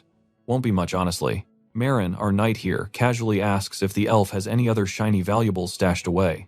The elf points out Marin is practically a rookie adventurer too, suggesting he pawn off any spare gear for some quick and easy cash. Marin instantly opens his item storage. Swiping through his loot, he spots his single most valuable asset, a pair of seriously flashy, over-the-top ornate earrings. They high-five on a plan, split up grind for maximum cash, and meet back to combine their loot. Fast forward to a gorgeous evening over the city. Prep day is officially a wrap. Watch closely here. The cloaked knight heads into a shady underground market, slipping behind a heavy secret door. A super shady shopkeeper demands his business. The knight steps right up, announcing he's got goods to sell. The fence smirks, expecting black market monster parts, until our boy just drops those shiny earrings right onto the counter. At first, the fence just scoffs. He thinks it's basic jewelry meant for some boring normal boutique. But then his eyes go wide. Total, absolute panic mode. He recognizes them, the fragment of the Pleiades. It's an insanely rare drop from a literal vanished dungeon. The guy starts demanding where he found such legendary tier loot. Our knight stays perfectly calm under that hood, just casually says an old comrade gave them over. Boom, scene change. We're at a massive noble mansion, clearly owned by that awful slave master. Inside, Immortale is shaking on her knees while this absolute trash tier master mocks her. He's literally gloating, taunting her beast nature and acting like her resistance was completely pointless. He laughs that giving her 3 years of freedom was just a whim, sarcastically asks if she enjoyed her little walk outside. Classic villain garbage. Immortale is seeing pure red right now. She's literally fantasizing about completely crushing his smug face. Suddenly, her ears twitch. Someone is calling out her name, asking if she's in there. Recognizing the voice, she turns in shock. You and I both know who it is. Dahlia and Marin have arrived. Immortale bares her fangs, furious that Dahlia brought a hated human along. but Dahlia explains Marin actually helped secure the cash.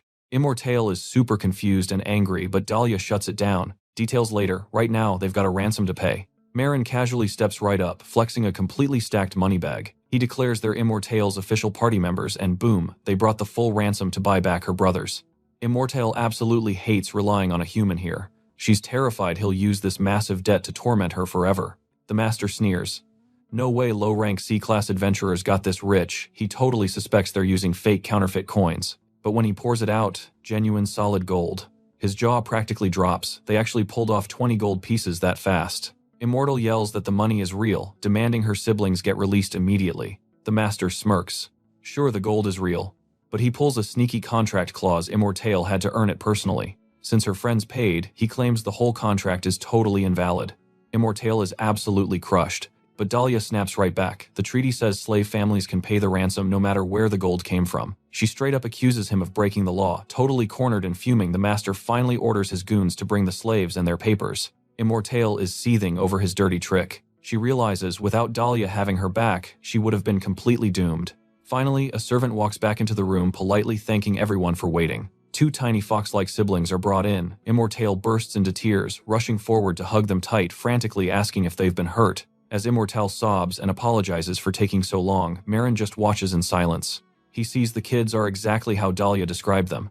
He's totally disgusted that such tiny children were enslaved and neglected. So what do we make of this? Seeing them starved, he clenches his fist. This master is definitely gonna pay.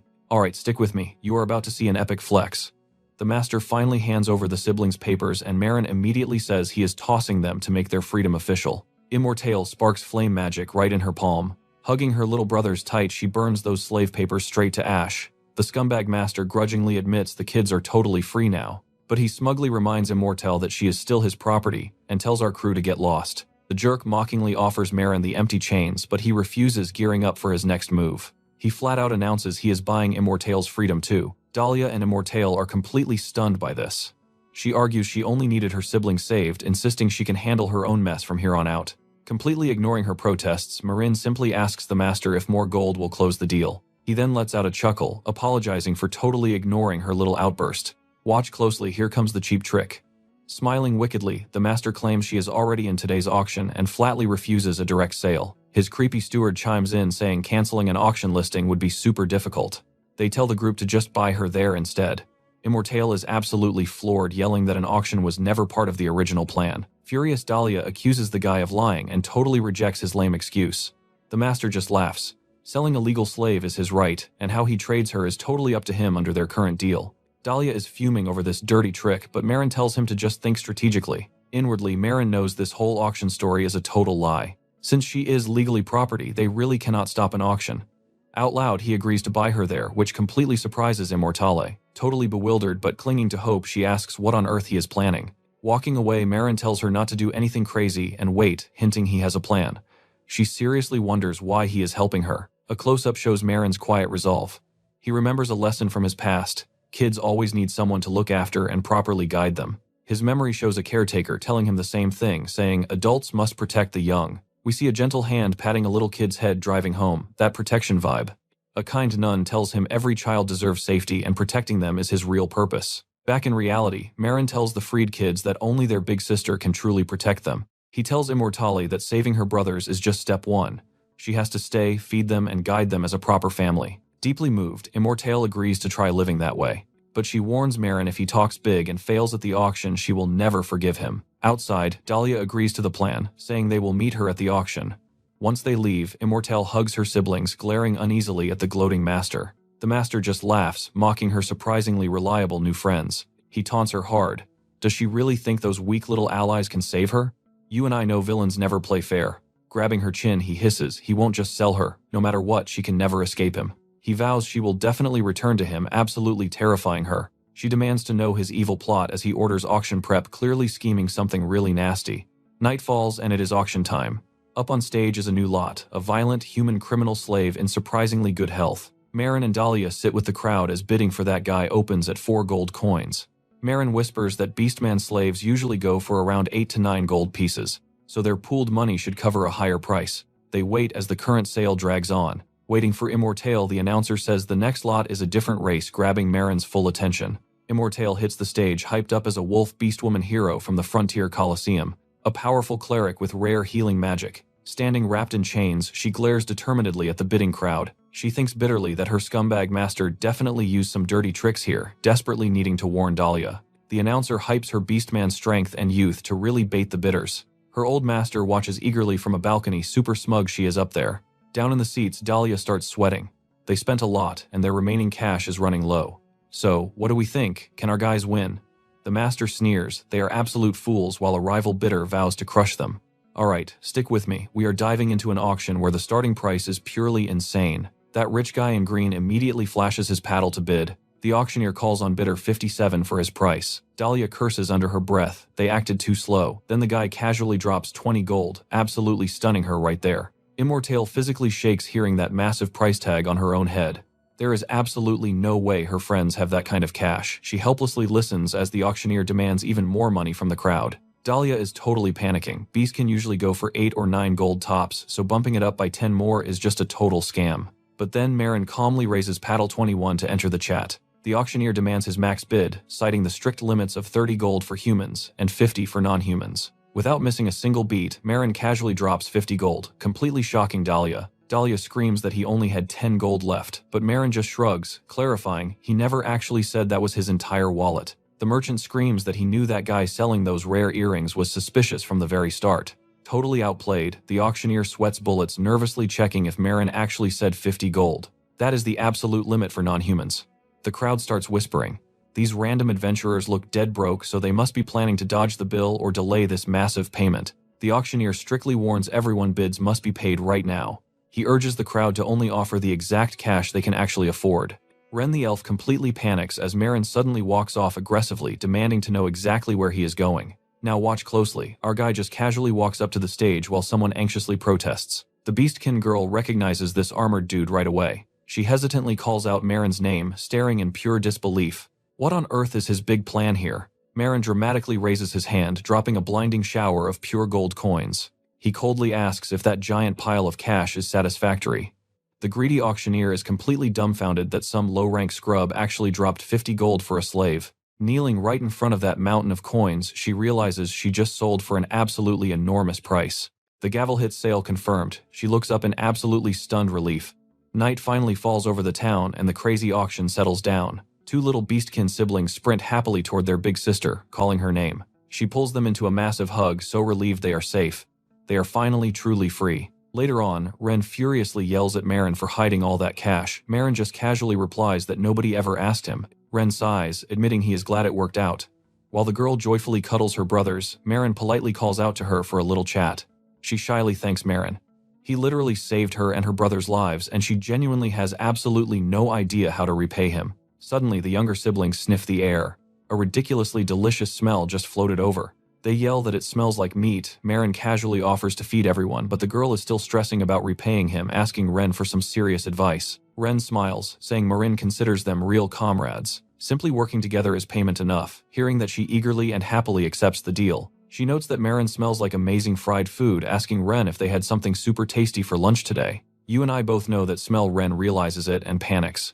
Seeing Marin casually about to serve that fried meat, Ren absolutely screams at him to keep it away from the kids. Marin turns around super confused, asking what is wrong while holding the plate of fried pieces.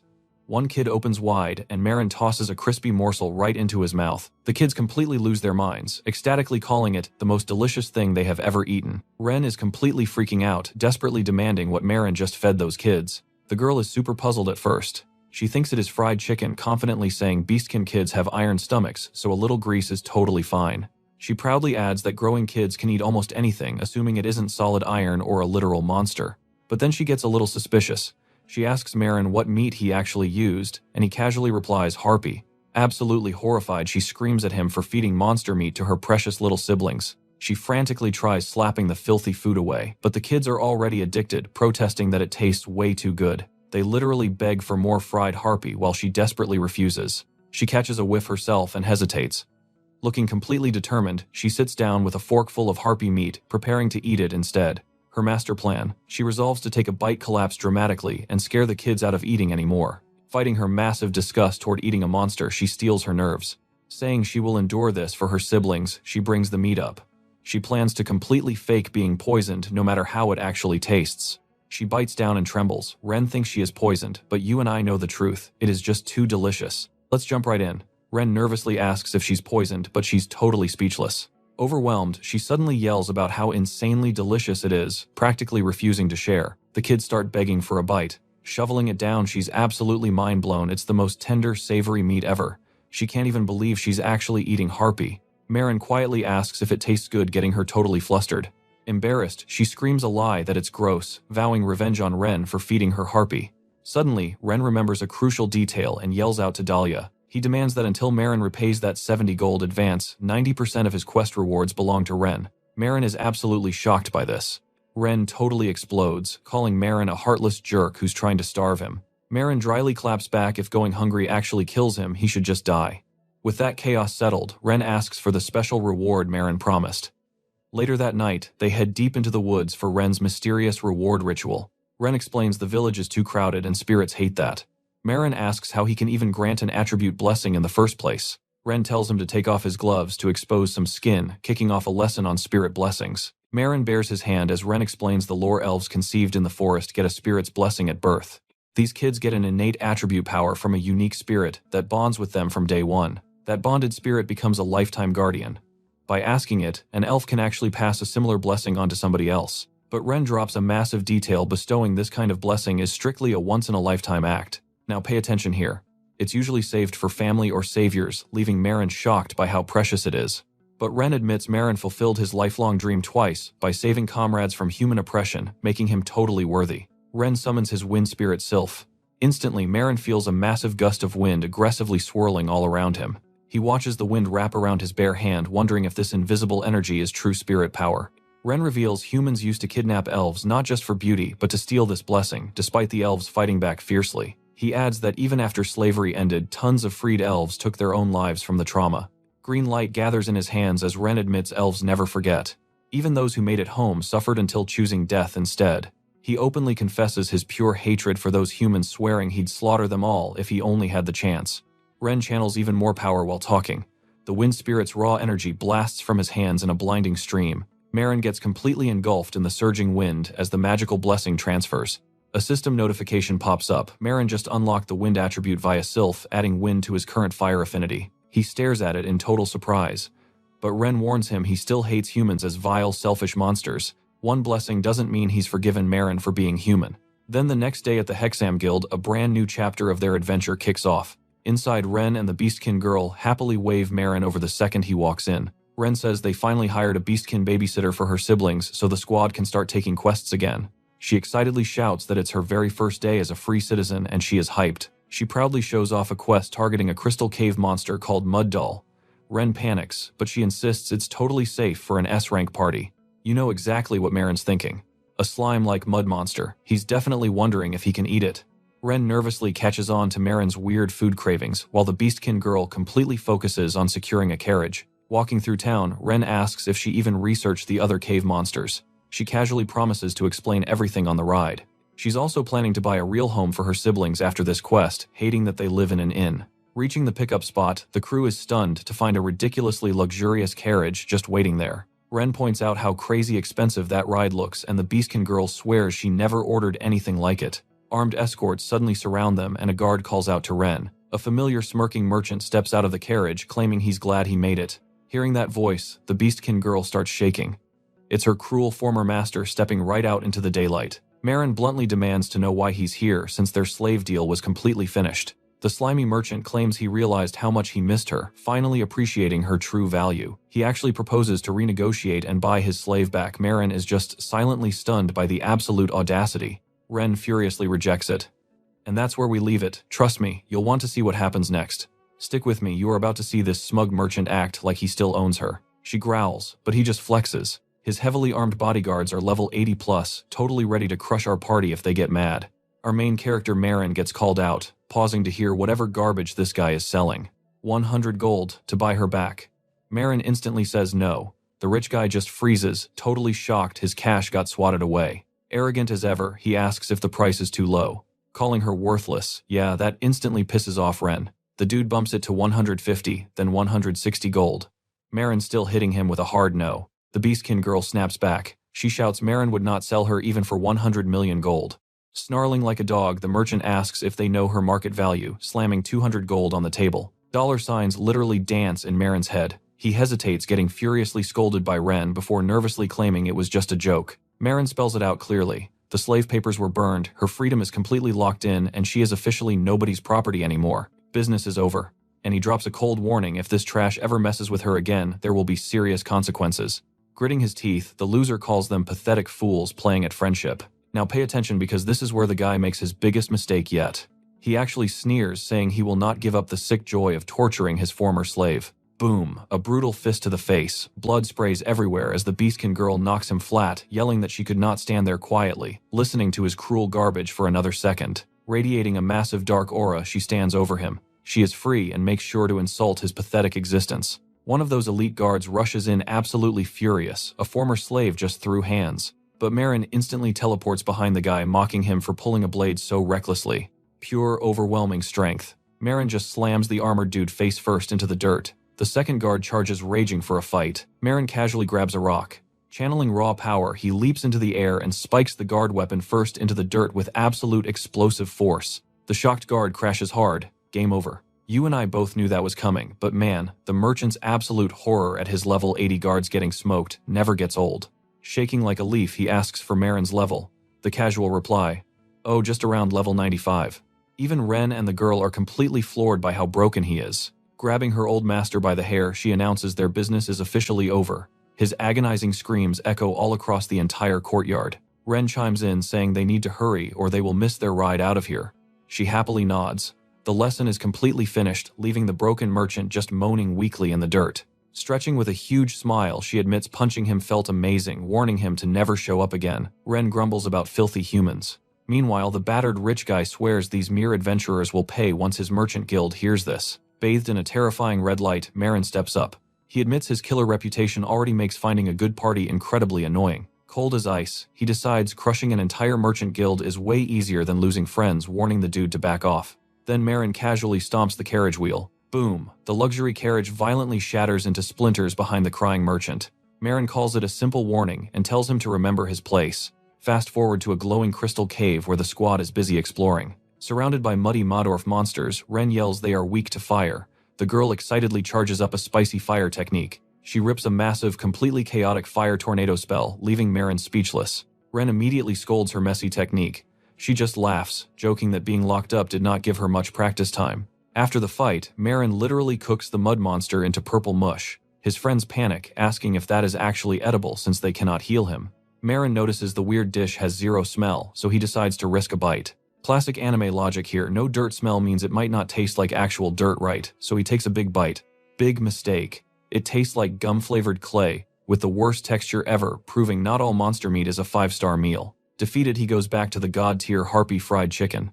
He is checking his status menu when the girl finally walks over. She gives him a proper heartfelt thank you for saving her family, promising to somehow earn enough cash to repay him. Marin brushes it off. She needs that money for her brothers, so she owes him absolutely nothing despite the crazy amount spent. And that is where we leave it. But first, she nervously asks Ren if he literally did illegal poaching to get that crazy amount of gold. Stick with me. Marin quickly waves it all off. He admits he finally sold an old comrade's keepsake. He kept it for years, but ultimately felt it was time to let it go. She gets totally upset, asking why he would trade an irreplaceable treasure just for money. Even if she repays him, it's gone. Marin simply brushes it off. He smiles and calls them his real comrades now. If they really want to pay him back, they just need to keep adventuring right by his side. Deeply touched, Ren and the beastkin girl happily agree. They are beyond grateful just to have Marin as their amazing party leader. The cat girl promises to stop sulking and step up again. Then she casually asks Dahlia about his long history and the special blessing he gave Marin. Dahlia explains they have been friends for about as long as he has known her. That blessing, basically just the absolute bare minimum price of their contract. She brutally teases Dahlia for caring about a guy whose face he has never even seen. Then she turns to Marin, wondering why that heavy helmet never comes off. Marin quietly replies that he has his own personal reasons. Totally confused by her sudden weird behavior, he asks what she is doing while she eagerly tries guessing what is hiding under there. She randomly guesses he is hiding a massive scar, but Dahlia immediately scolds her.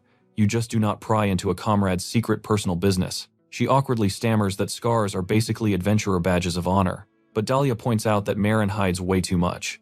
When people show interest, it just means they want to be closer friends. He really needs to open up just a bit. Marin goes dead silent, visibly conflicted behind that cold metal.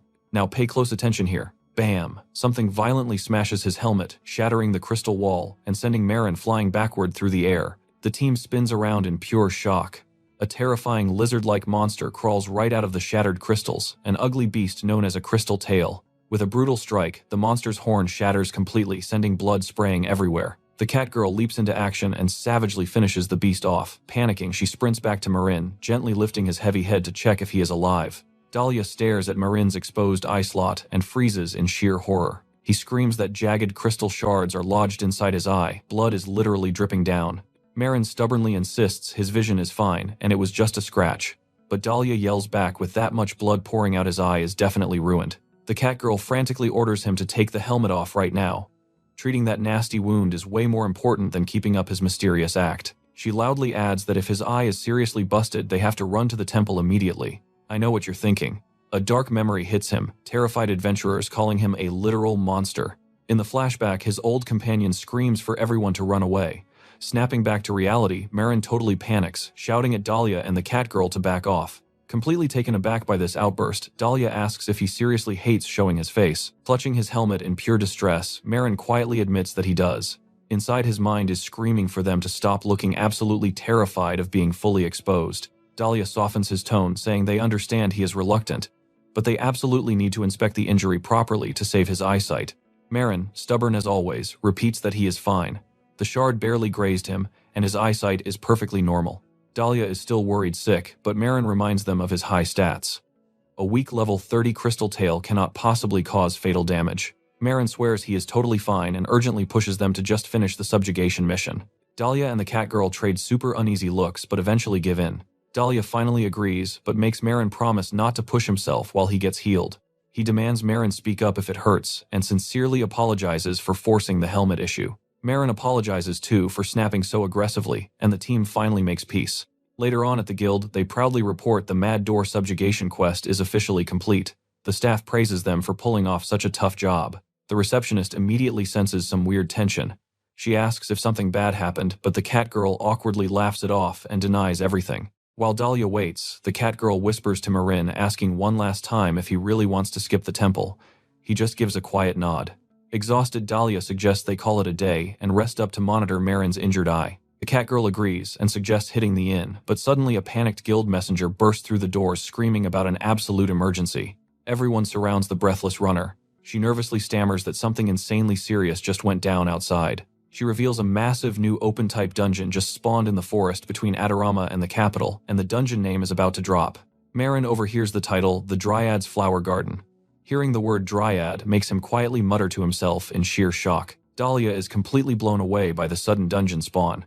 The cat girl stays rational. With many pro parties around, the guild can easily handle this mess. Let's just go rest at the inn. But Marin cuts in, demanding they fight. His friends are completely shocked. No resting. Trust me, you and I are gonna want to see what happens next. Alright, stick with me here, he says. He is fine, but actually has a wild theory to confirm. The scene immediately shifts to the dense forest hiding the new dungeon. Tons of adventurer parties crowd around the dungeon entrance while a leader calls everyone over for a serious conquest briefing. Two guys gossip that the dungeon's first explorer got completely destroyed by the boss and is stuck at the temple. Plus, rumors say there are 2 dryad bosses. Marin remembers dryads are plant monsters and gets super excited. He actually starts wondering if they would make good salad ingredients or tasty pickles. The cat girl panics and warns Dahlia that if Marin starts eating monsters in front of everyone, their party reputation is going straight into the trash. Dahlia just laughs and jokes that they should probably pretend they do not know him. Meanwhile, Marin remembers Dahlia is vegetarian and decides to finally cook something nice for him. He promises a very special dish, but Dahlia awkwardly rejects the totally unnecessary menu idea. During the briefing, they officially confirm the dungeon really has 2 bosses waiting. The commander admits their numbers are pretty low for this, but confidently tells everyone there is absolutely no need to worry. A super flashy elf named Anchorman steps up.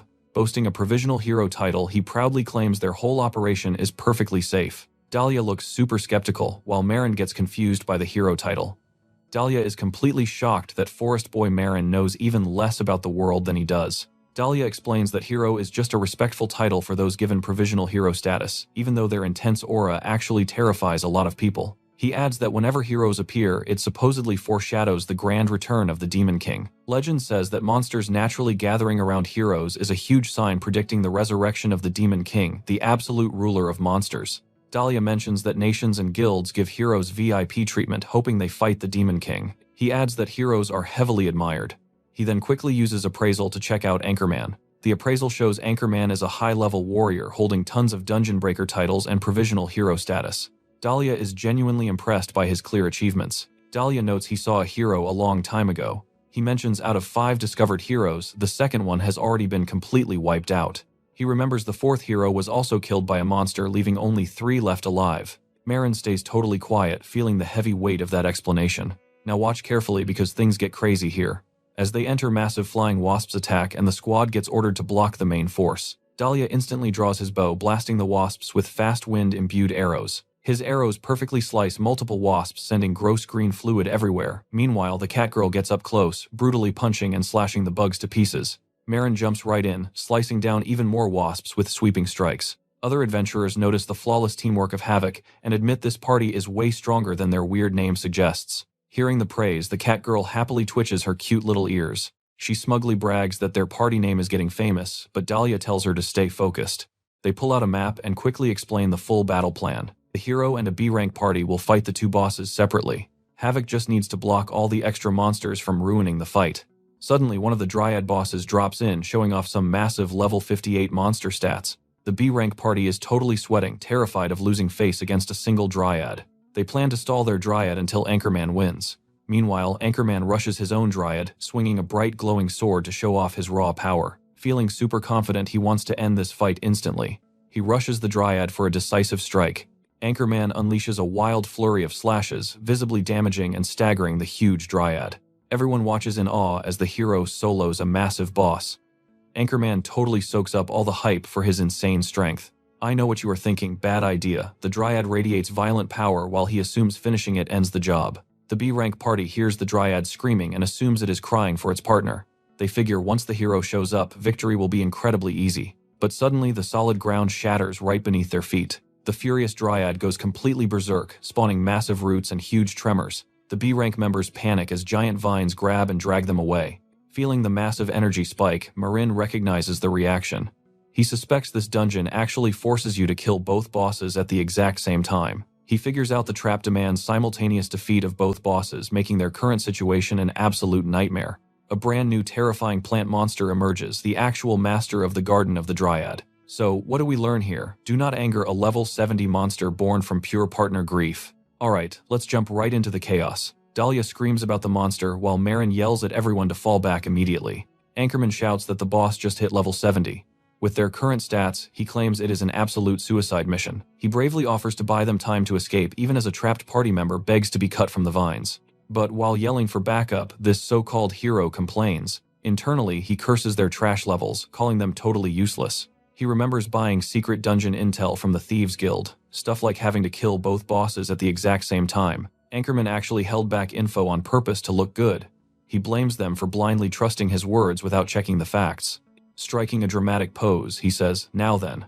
Ready to steal the spotlight, he promises a true hero ending and starts casting a massive light-based technique. Before he can flex, the boss casts a massive curse. His skills get completely locked out for 10 straight minutes. He panics, shocked. The boss has curse attacks that were not in his intel. Vines suddenly wrap around him. He panics, wondering when he was targeted. The helpless hero gets thrown around like a rag doll by the massive vines before getting slammed brutally face first into the dirt. He hopelessly struggles, trying to convince himself it is just one vine to cut. But as he tries fighting back, the boss towers over him. Things are looking terrible. Completely crushed and severely injured, Anchorman groans in pure pain. The others see their hero get trashed and instantly call for a full retreat. The raid is officially a complete disaster. Now watch closely. Marin realizes the death toll will be huge if he does nothing, watching the raging boss chase the runners. Deciding to step up, he charges his incredible sword aura. Trying to calculate how much power to hide, he rushes right at the massive plant monster, his blade shining with intense energy. With terrifying strength, his sword slices clean into the Dryad. The strike forms a huge arc, literally tearing the boss apart. He dashes through and the whole battlefield explodes into smoke and flying debris. When the dust settles, the Dryad is chopped into pieces and Marin just stands there casually. Everyone is stunned that he one-shotted a level 70 boss. Meanwhile, Marin feels a bit awkward, muttering to his spirit Ria as leaves rain down. Staring at the massive crater and broken trees, he sheepishly admits he really went way overboard. A system pop-up suddenly grants him the Dryad's Garden Conqueror title. He acts like it is no big deal. Funny enough, this is the exact title Anchorman wanted, making it Marin's first time getting something so rare. Dahlia and the Catgirl sprint right over, shouting his name. Later, the Catgirl happily hypes up his insane attack that leveled the whole area. Dahlia jokes that he totally just wanted to flex his stats, though Marin strongly denies trying to show off. He turns around as more people approach, awkwardly accepting their grateful thanks. You and I know he is overpowered, and the B-rank party finally sees it, too shocked that this beast belongs to a simple C-rank guild. They thank Havoc for blocking the Wasps, mind blown that Marin clapped the boss that destroyed the hero. Naturally, our guy just acts super humble. Nearby, some guys whisper nervously. They start spreading rumors that Marin is the creepy monster-eating kinslayer, wondering if staying near him is basically a death wish. Dahlia and the Catgirl shoot absolute death glares at the haters. Dahlia coldly asks if insulting saviors is normal human culture. While the Catgirl steps up absolutely furious, they dare disrespect Marin. She threatens to rip their ears off if they stay. Terrified, the guys run away, talking about tossing salt to clear the bad vibes. Over in the dirt, party members nervously help the battered Anchorman stand back up. Boiling with rage, Anchorman obsesses over how a low-tier C-rank completely one-shotted the giant boss. He is furious about losing the title, and hates that his appraisal cannot even read Marin's level. He glares, swearing he will make Marin pay for it. Time passes, bringing us right back to a peaceful day. A spiky green shell cracks open, revealing a giant chestnut inside. Marin just chills at a table, totally surrounded by a mountain of empty shells. After painfully cracking so many open, he proudly smiles, ready to cook up the insides like an absolute master chef. Admiring the raw, glossy chestnuts, he smiles at their huge size, totally convinced they are a premium quality variety. A quick flashback shows he actually looted these bad boys straight off a treant monster walking home from the dungeon. That is where we leave it for now. Excited to eat monster food, he casually explains the first step of peeling the hard shells. Stick with me, we are about to watch some wild monster cooking. He carefully peels the thin skin, boiling the chestnuts halfway. Catching them right before they overcook, he pulls them out and quickly preps another pot with sugar water. He blasts the heat, reducing it into a thick, glossy syrup. The second those chestnuts are perfectly cooked, he tosses them right in. He sautés the whole batch, basting them constantly so that sweet syrup coats everything evenly. Hitting that perfect sweet spot, he slams a lid on the pot. He explains that letting them cool forces the sauce deep inside the ingredients.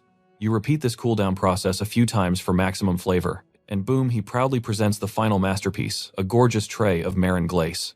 Just look at those gleaming chestnut sweets on that plate. Marin is absolutely hyped about that shiny sugar glaze and the chunky size.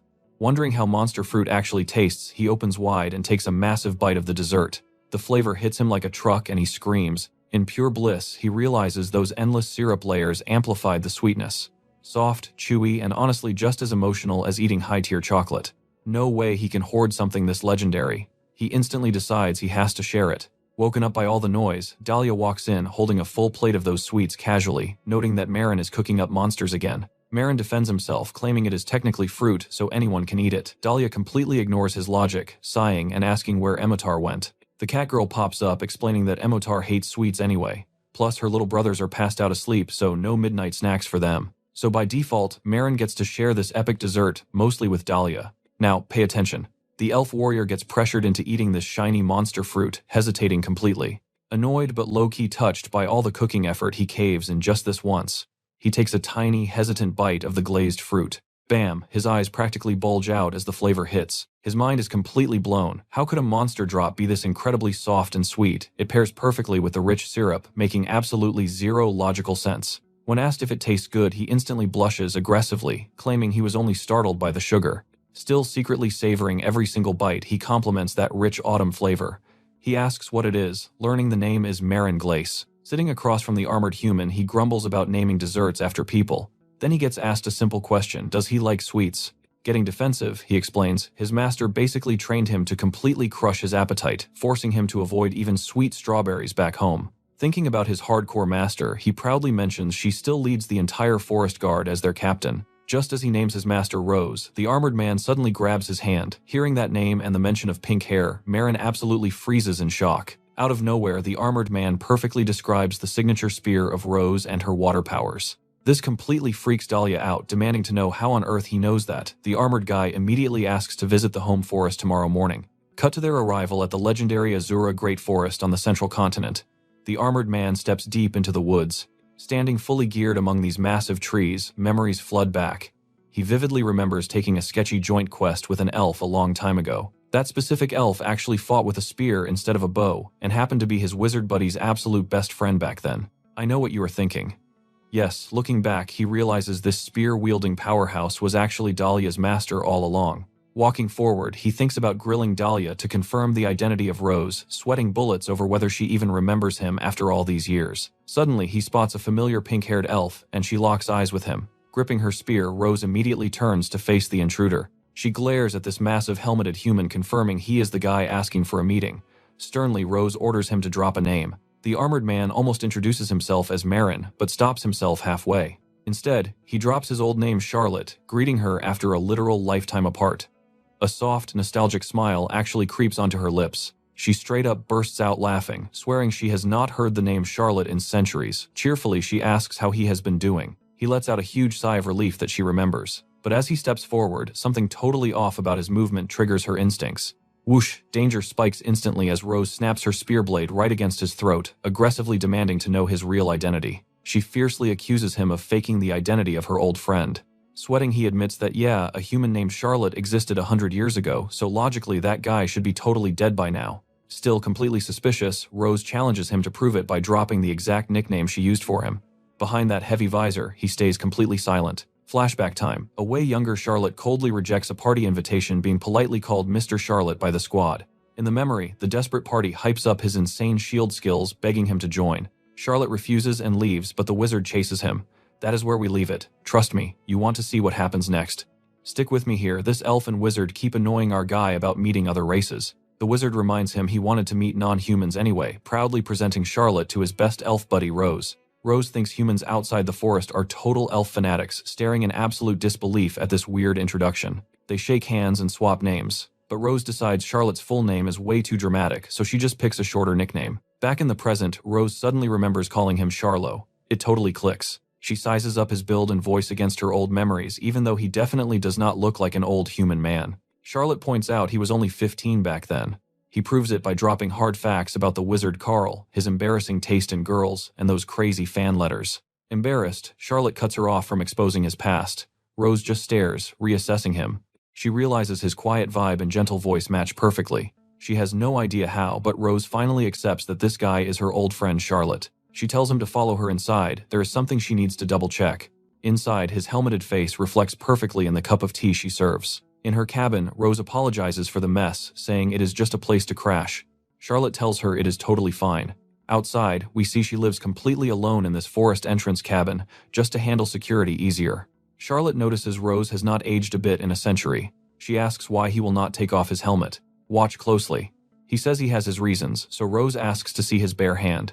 He slowly pulls back his sleeve. Grabbing his hand, she realizes he has not aged at all.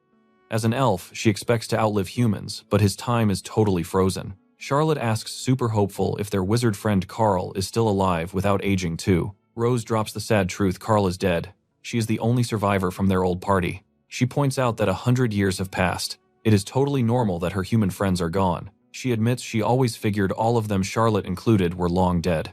Rose explains she quit adventuring early, moved back here, and only got updates through Carl's occasional letters. Then Carl's letters suddenly stopped. 20 whole years later, she found out something terrible went down.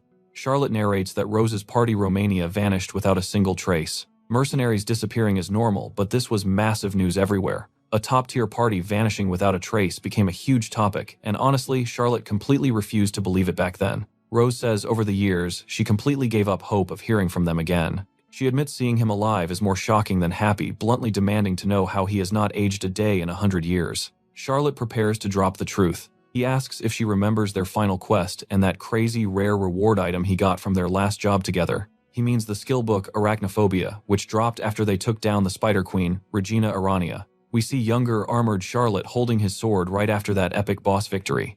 Rose remembers perfectly, she even used her appraisal skill on it. Charlotte then drops the bomb that book kept him alive. But get this, he adds, it is also the exact reason his comrades died. Now pay attention. We flash back to the peaceful forest sky before the tragedy where monstrous red-eyed goblins ambush their party. The group snaps right back, destroying the goblins with heavy spear strikes. The archer and mage start panicking. These things are way more monstrous than the basic goblins they expected to fight. Carl yells for everyone to stay calm. He orders Charlotte to hold the front line while Charlotte blocks a furious attack with his shield. The archer shouts she has a clear shot, telling Charlotte to keep the monsters locked down. She unleashes a glowing barrage of arrows onto the goblins. Carl and the mage yell that their big attacks are ready too. The mage drops a massive fire spell, completely roasting the goblins in flames. After the fight, Carl asks if Charlotte has ever seen mutated goblins like this. Charlotte says no. The archer complains the job info was totally wrong, but Carl jokes they can just demand extra pay. But then Carl decides it is too sketchy. He says grab a corpse for proof and retreat. The mage looks super anxious, definitely realizing how messed up this situation actually is. You and I know this means trouble. A cloaked figure suddenly appears, furious they destroyed his precious mutant creations. Alright, stick with me. We are about to watch a subjugation quest go horribly wrong. The archer challenges this rogue stranger and Carl's party forms up behind Charlotte's raised shield. Sensing serious danger, Carl tells everyone to brace for the absolute worst. Carl officially declares them as the authorized adventurers for this mission, demanding the sketchy stranger identify himself. The hooded dude casually complains that time works differently for him. He whines that they just destroyed his precious test subjects while his master was out. The archer panics, realizing those twisted goblins were actually his science experiments. Things are looking bad. The stranger sighs, revealing he was busy with a very sacred ritual. He pulls back his hood, exposing a terrifying scaled reptilian face. He scolds the mere humans, leaving Charlotte stunned that this race even exists. Knowing something is horribly off, Carl uses appraisal. The result? Pure shock. This guy is from the dragon race. Boom! In a flash, Charlotte gets blasted backward by pure overwhelming force, shattering his shield instantly as the squad watches the explosive impact in horror. Charlotte ends up completely bloodied, pinned violently against a tree while his team screams his name. The dragon laughs, mocking the humans for interrupting his ritual, deciding they make perfect sacrifices. The party leader yells for battle formations, frantically ordering the mage Damien to heal Charlotte right now. Now, pay attention here. The dragon fakes being polite, telling these insignificant beings they deserve to know who kills them. He introduces himself as the supposedly wise gold dragon. Damien totally loses his mind hearing it as a dragon while the archer screams at him to stay focused. Damien realizes Charlotte got taken out in one single hit. This is a real literal dragon. He desperately tries to prep a blinding magic spell to retreat, but a bloody claw suddenly erupts straight through his chest. The dragon teleports behind Damien, mocking his pathetic human magic as Rose screams in pure terror. Furious, the archer fires her bow, calling him a monster. A blur of motion and she is dead too. Carl narrates that the chaos was blinding and deafening. Reality finally sinks in. They are fighting an actual true dragon. Horrified, Rose assumes they are all going to be butchered. She notes that by some absolute miracle, Damien and Carl are still breathing. She figures if Damien can pull off wide area healing magic, they might survive. She just needs to buy time. Deciding to act as bait, she bravely confronts the monstrous dragon, demanding to know what he wants and why he is even here. The dragon replies his soul's deepest desire is resurrecting the Demon King. As the so-called wise gold dragon, he explains humanity is pure filth. To purify the world, he just needs to wipe them out completely. He mentions someone else who devoted their entire life to crushing humans with the exact same goal, the Demon King. He reveals this whole sacred ritual is just to grant that person's wish and revive him. The dragon blushes, confessing he fell completely in love with that powerful individual. I know what you are thinking. A dragon wanting to marry the Demon King. Yep, he prepares this ritual to become the Demon King's consort. Declaring himself the love-crazed mad dragon, he puts his absolute lunacy on full display. Carl thinks this guy has completely lost his mind, but happily uses the rant to buy time. He is inches away from finishing a wide-area healing spell ready to teleport everyone to safety. Right as he braces himself, the dragon yawns, saying he is too busy for games. Suddenly, an earth spike brutally impales Damien mid-cast. Damien gets lifted and skewered. The dragon laughs, mocking him for thinking sneaky magic would go unnoticed. Screaming in pure desperation, Rose charges from behind, but the dragon just twitches a bloody finger, channeling a wave of ominous magic. A blast of purple energy slams Rose down, completely devastating her. Hovering on huge demonic wings, the dragon chuckles, calling them little insects perfect for his new test subjects. Heavily bleeding, Charlotte finally realizes they cannot win a frontal assault. They are entirely doomed at this pace. He remembers his arachnophobia skill book. He figures popping that crazy skill might just buy them a split second to escape. Clenching his fist, he makes his choice. He activates arachnophobia, unleashing the terrifying skill. A glowing system message announces the assimilation debuff is active. Then a severed armored arm hits the dirt as the buff violently drops. That bloody arm drops right into a massive spreading spiderweb, making someone gasp in pure shock. Cut to the present. Under the moonlight, a long-haired person wakes up in a forest completely confused about what just happened. A skull literally rolls across a bone-littered battlefield. A white-haired spider woman just stares totally speechless. She looks around, realizing she is surrounded by human corpses, including a half-eaten knight. The knight gasps at the carnage. A glowing status window pops up. Trust me, you and I will want to see what happens next. You and I are diving into pure chaos. The system brands her kinslayer, leaving her stunned. Absolute horror hits her. Did she actually slaughter every human here? Her giant spider leg lightly taps a severed arm, and right there, a glowing bracelet. A system window pops up. It is a super rare item that wipes out status debuffs once every hour. She immediately recognizes this curing accessory. Putting the pieces together, she realizes something massive about her own condition. Checking her skill description, the dark truth drops. Turning into Arachne literally forced her mind to merge completely with pure monster instincts. She connects the dots. That glowing bracelet shattered the monster's control and woke her. Checking a dead body's stats, she freezes. It belonged to an insanely powerful Holy Knight hero. Staring down at the main hero's lifeless body, pure panic sets in. She just slaughtered humanity's greatest hope. Game over. Her last memory was fighting a massive dragon. What happened to her party? The camera zooms in, her eyes blowing wide as a terrible new thought strikes. Her spider legs slowly creep toward a fallen staff, holding a glowing blue crystal. Flashback time. We see her terrifying spider form finding that exact same crystal in the ruined battlefield. Back in the present, the elf drops a heavy truth on our helmeted girl. By the time she woke up, an entire century had passed. Carlos and her old crew, long gone. Watch closely here because this hurts. Shaking, she confesses she has no idea how many she killed, carrying that nightmare alone for a whole century. The elf looks at her softly, saying he knows just how unbearable that must have been. He reassures her. She fought a literal dragon and used a mystery skill to save her squad. Nobody can blame her for failing when she put her own life on the line. He says sorry for reopening old wounds. But she shakes it off. His words actually help her realize why she managed to survive this long. She remembers him asking why she never takes off that heavy helmet. She finally starts explaining, pulling from those dark, blurry memories of the last century. Another flashback hits. She remembers people screaming, calling her a total monster when they saw her transformed face. After living 100 years as a beast, she fully believed her real human face was permanently ruined too. After waking up and dropping the monster form, she thought about visiting the Kapil temple for holy purification. But the sad truth, she admits she was way too terrified to show her face without checking it first. The elf gently asks if she told this dark story to her younger brother Dahlia yet. Her answer, a flat no. She is terrified that if her new squad sees her hideous face, their friendship is completely over. Game over. The elf gives some solid advice. Do not show the whole world yet, just start by revealing her true face to the teammates she actually trusts. He breaks it down. She isn't scared of her own looks, but of how they will react. Getting their approval is the only way she will ever accept herself. Squeezing her hands together nervously, she confesses she still does not completely trust them yet. He reminds her they are her teammates, gently implying she really needs to trust them eventually. You and I both know this is true. Smiling, he says she will have to trust them fully one day, just like the two of them do right now. After a quiet pause, she finally resolves to try. He flashes a warm, gentle smile, totally approving of her new courage. Changing the subject, he asks why Dahlia calls her Marin. Blushing sheepishly, she admits she literally stole the fake name from a jar of Marin's chestnuts. Cue the flashback. A villager asks for her name, and she nervously blurts out Marin. The elf busts out laughing. She defends herself, explaining she changed it because her real name might be on a massive wanted list. Curious, he asks about her life lately. She explains that with her old mercenary squad completely wiped out, she became an adventurer. She ended up meeting the beastmen Emotar and Dahlia, forming a brand new party. The elf points out she has gotten surprisingly cheerful, proving even immortal elves can change over time. The two old friends shake hands, promising to meet up way sooner next time. They part ways in the quiet forest, the elf playfully calling her Marin as he waves goodbye. Watching him go, she realizes something. He believes in his teammates, but they definitely believe in him way more. Walking off, the narration drops the truth. It is all up to Marin now. Walking alone, she seriously wonders, will she ever have the guts to show her real face to Dahlia and Emotar? Staring at the sunset, she thinks about time passing, wondering if she can finally change too.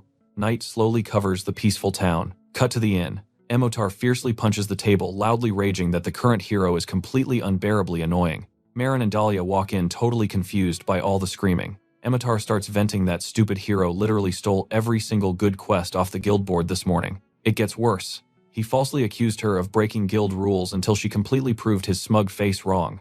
Flashback to the guild.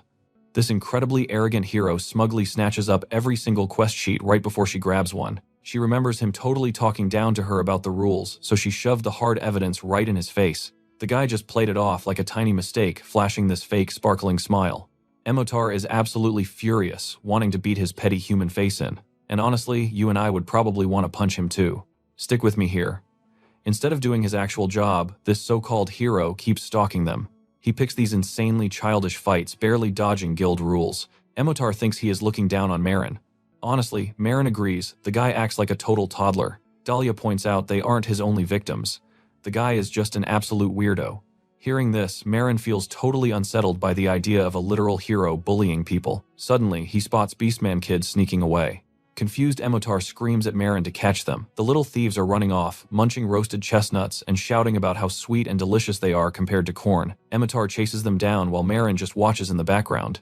She scolds them for eating off the ground, but they just beg for more. Meanwhile, Dahlia figures the stalker hero will get bored eventually, so they should just ignore him. Emotar grumbles that only total weirdos become heroes. Marin shyly brings up an old story Dahlia told about a fallen hero. He means the guy who was supposedly taken out by a monster. Dahlia quickly corrects him, he means the second hero who got killed. Dahlia speculates the real killer was the infamous first hero. Honestly, his unhinged personality totally fits the crime. But he takes it back. The first hero is a petty child, sure, but he lacks the guts for actual murder. Dahlia remembers his incredibly immature revenge pranks, completely ruling him out. He explains the official story. The second hero died in a tragic dungeon accident. The fallen hero wasn't weak at all, so Dahlia admits the official story is probably complete garbage.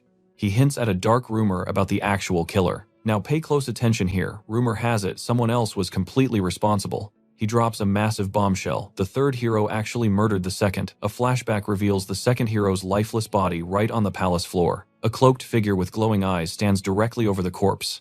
That is the utterly terrifying third hero. Marin is absolutely floored. A hero killing another hero, but the rumor stuck around because the evidence was just way too suspicious to ignore. Exactly on the day the second hero died, a massive lightning strike blasted the capital. But the sky was completely clear. People immediately suspected the lightning was magically forged. And guess what? The third hero's specialty is lightning magic. The third hero is shown wielding wild lightning. He is known as a dangerous, complete lunatic who violently zaps anyone who annoys him. Thanks to that insane temper, everyone avoids him like the plague. The capital officially pinned the death on random assassins. But everyone believes the third hero did it, and the kingdom just hushed it all up. Dahlia explains the public theory the second hero did not die fighting monsters. The third hero killed him, and the terrified kingdom absolutely covered it up. Emotar furiously snarls that she has never met a decent hero. She swears she will rip out the first hero's hair if she sees him. But Dahlia warns her, attacking a hero brings major national consequences. Thinking about the stalker's weird obsession with him, Marin suddenly remembers this hero actually holds tons of dungeon first clear titles. Look at all those clear titles on his status window. You and I are probably wondering the exact same thing. Does this guy feel totally robbed? Dahlia drops a wild theory. Becoming a hero requires getting at least one first clear title. Every single past hero shared this exact same trait. Emotar figures it out. The current hero is hoarding first clears just to stop new candidates like Marin from ever emerging. Dahlia completely agrees. The guy is definitely salty that Marin snatched the Dryad's Garden first clear, so now he is harassing their entire party out of pure spite. Totally confused, Marin wonders why having more hero candidates is even a bad thing. Is this guy just insanely overly proud of his shiny title? Meanwhile, the Beastman kids eyeball the chestnut bowl again. Someone off-screen just shrugs, who knows what goes through a crazy hero's head. Emotar catches them, reaching for seconds, and furiously yells that she strictly forbade it.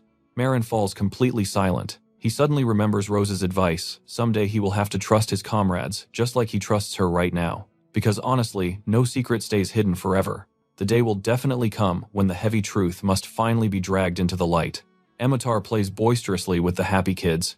Yes, one day Marin will absolutely have to confess the real truth. Dahlia sits quietly nearby. Touching his helmet, Marin nervously wonders will his team still accept him if his hidden face turns out to be totally monstrous. Looking at the night sky, he admits he just doesn't know.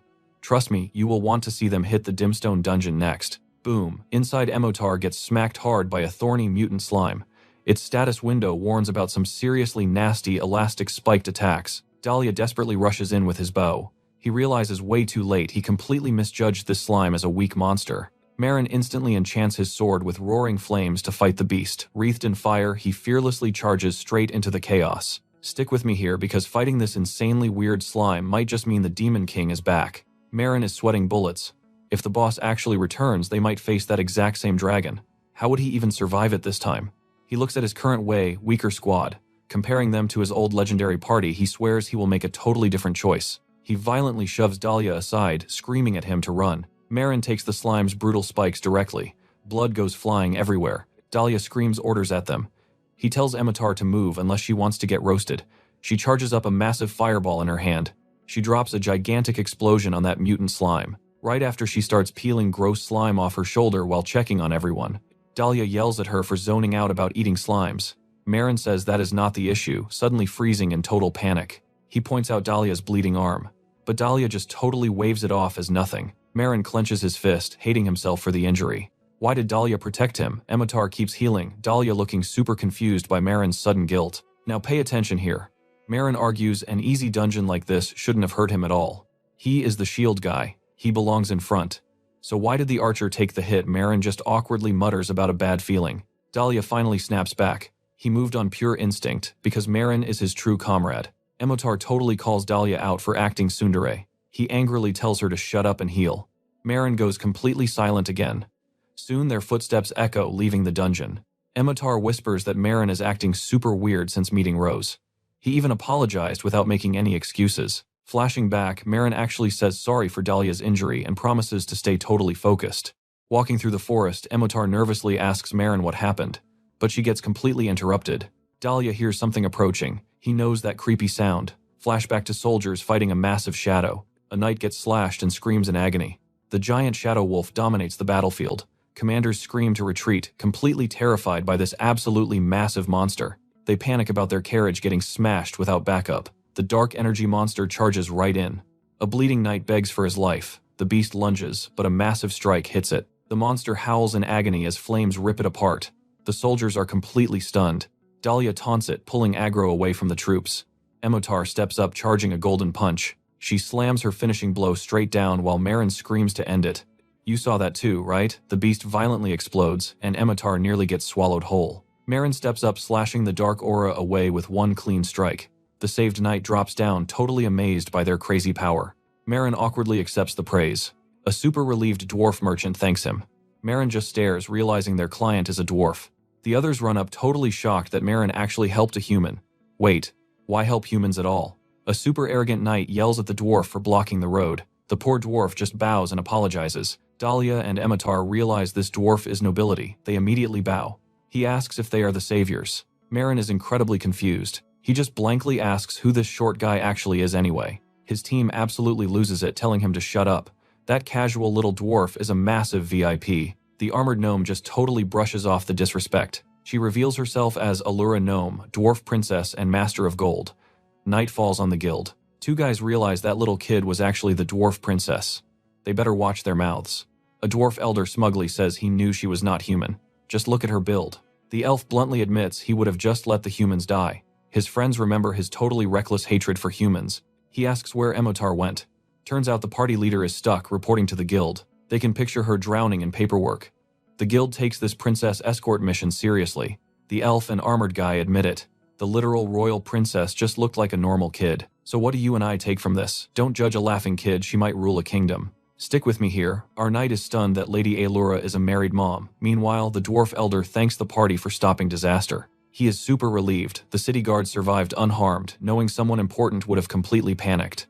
Just then, a guild worker rushes back, announcing the official incident paperwork is completely wrapped up. Immortal and the princess get the green light to leave.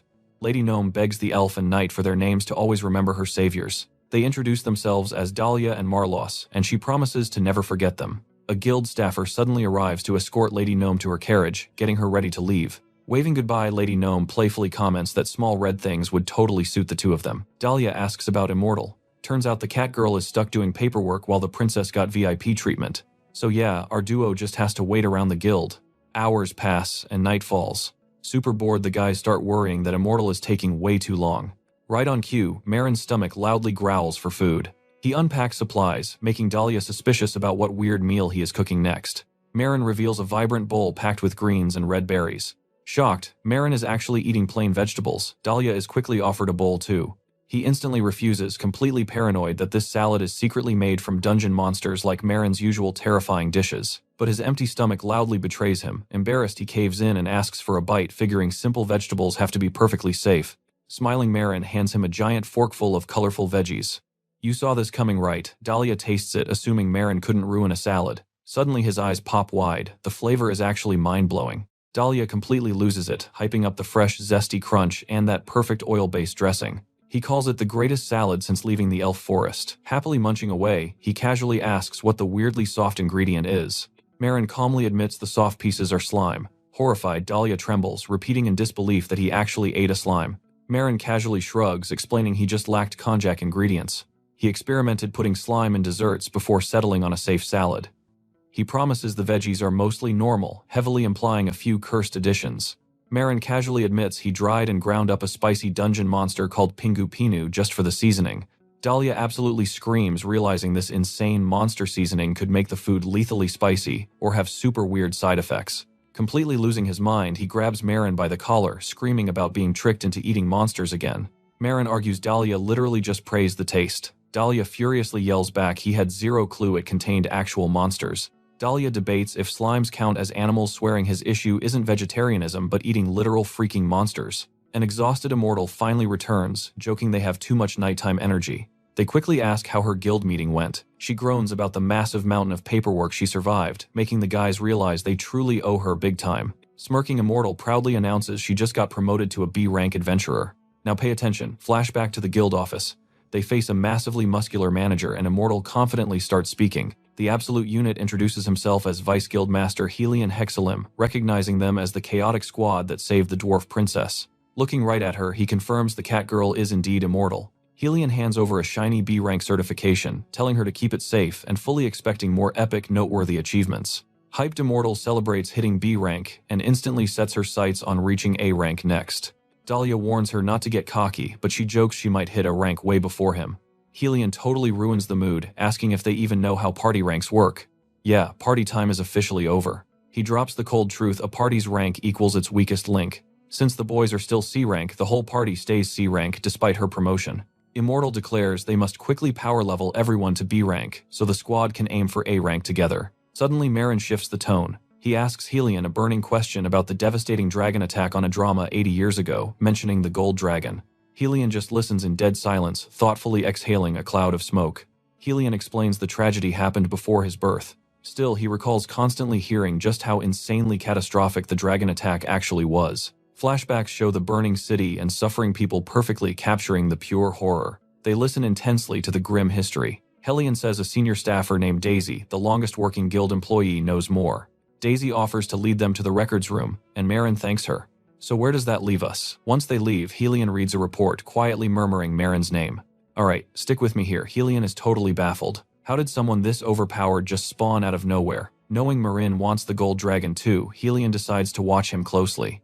Down in the archives, Daisy asks why Marin even cares about the gold dragon, since she personally sorted all those old records. Marin gets straight to the point. Where exactly did the mad gold dragon go after the massive Adama attack? Daisy drops a bomb. According to the files, adventurers already killed it.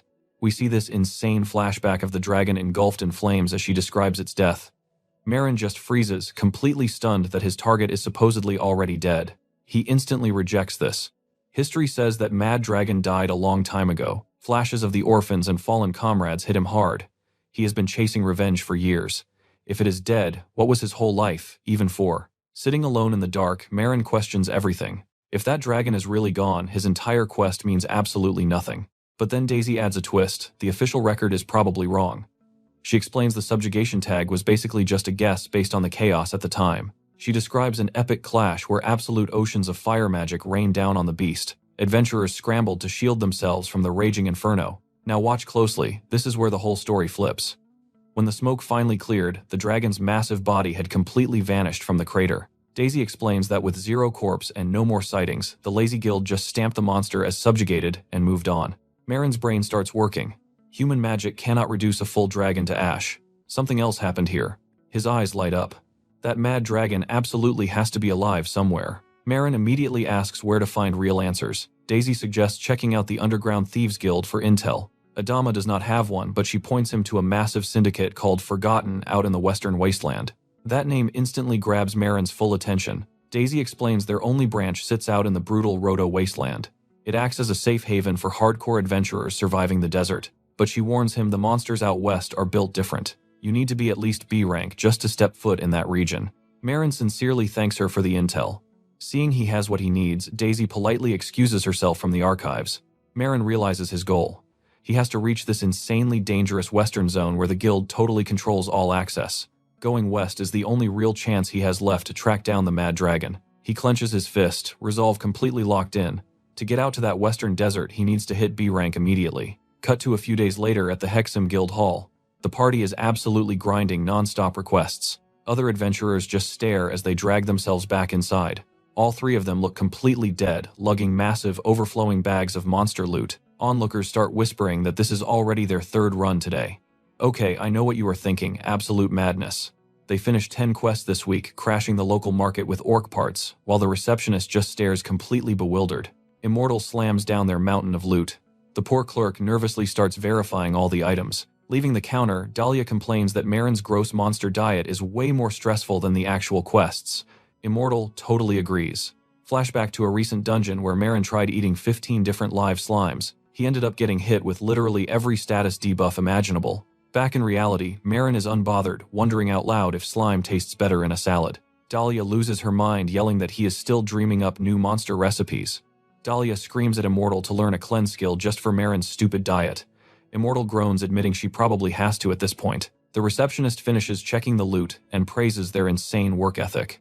Immortal instantly pulls up her system menu to fast-track their promotion paperwork. The clerk hands over 2 individual promotion forms along with the official party rank upgrade sheet. Dahlia is actually stunned by Immortal's surprisingly fast paperwork skills. Immortal brags she filled it all out inside the dungeon. She also points out that the big festival of the new sun is starting really soon. With festive lanterns hanging everywhere, the girls chat about how packed and loud the city is going to be for weeks. Immortal says they should definitely take a break during the festival to recover, and Dahlia instantly agrees.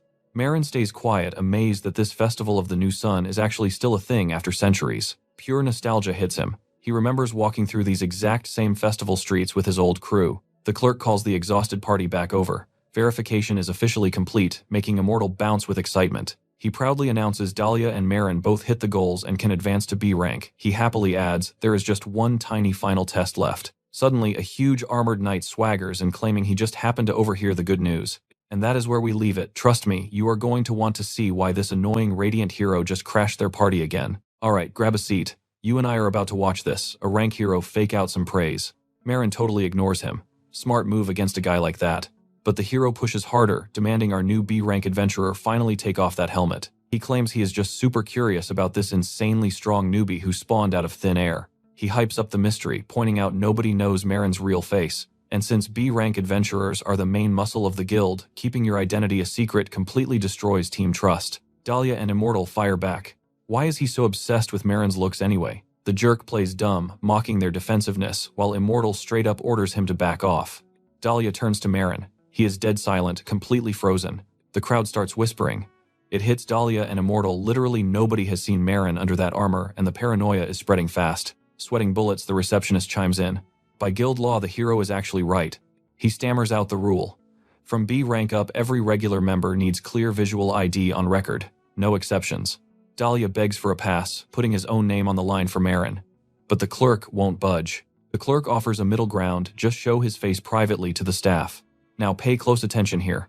The hero twists this, accusing the guild of covering up a literal kinslayer. He stirs the pot, claiming everyone deserves to know who they are working with for their own safety. The rumor mill explodes. People start remembering wild stories about a helmeted psycho slaughtering newbie parties. Panic sets in. Dahlia connects the dots. This guy is purposely weaponizing fear against Marin. He corners Marin again. If there is nothing to hide, then taking off the helmet shouldn't be a big deal. Immortal tells Marin to block out the trash talk, promising they will find another way to clear his name. Smack Marin violently swats her hand away, completely rejecting her help.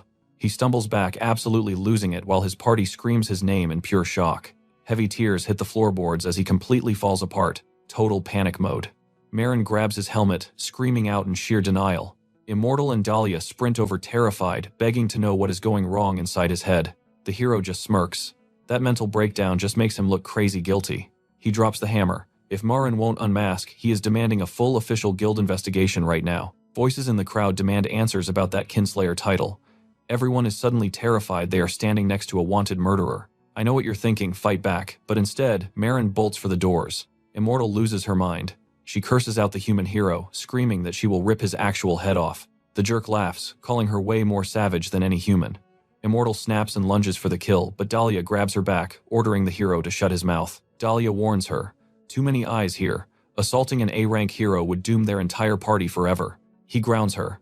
As the leader, she cannot forget their real mission. She screams about the disrespect. Dahlia gets it, but right now, revenge has to wait. Their broken teammate has to be the #1 priority today. Outside, Marin just keeps running. He hates himself for running away, knowing the mess he left behind. Collapsing in a dark alley, he can barely breathe. Shaking out of control, he stares at his hands. Dark, twisted memories of raw power suddenly flood his mind. Flashes of waking up in a sea of corpses. Then a shady figure dragging him out of that hell. The weird guy was rushing to change outfits for some drama show. Marin remembers seeing his own reflection back then through another person's vision. Back to reality, he grabs his forehead. Is there something disgusting growing under there? He remembers the cold steel of his helmet. It is eating him alive. Is he still hiding a monster's face? Without guild approval, they cannot even take B-rank quests. If the world sees his monster face, it is game over. Absolute disaster for everyone around him. He hears the echoes. People screaming, calling him a freak.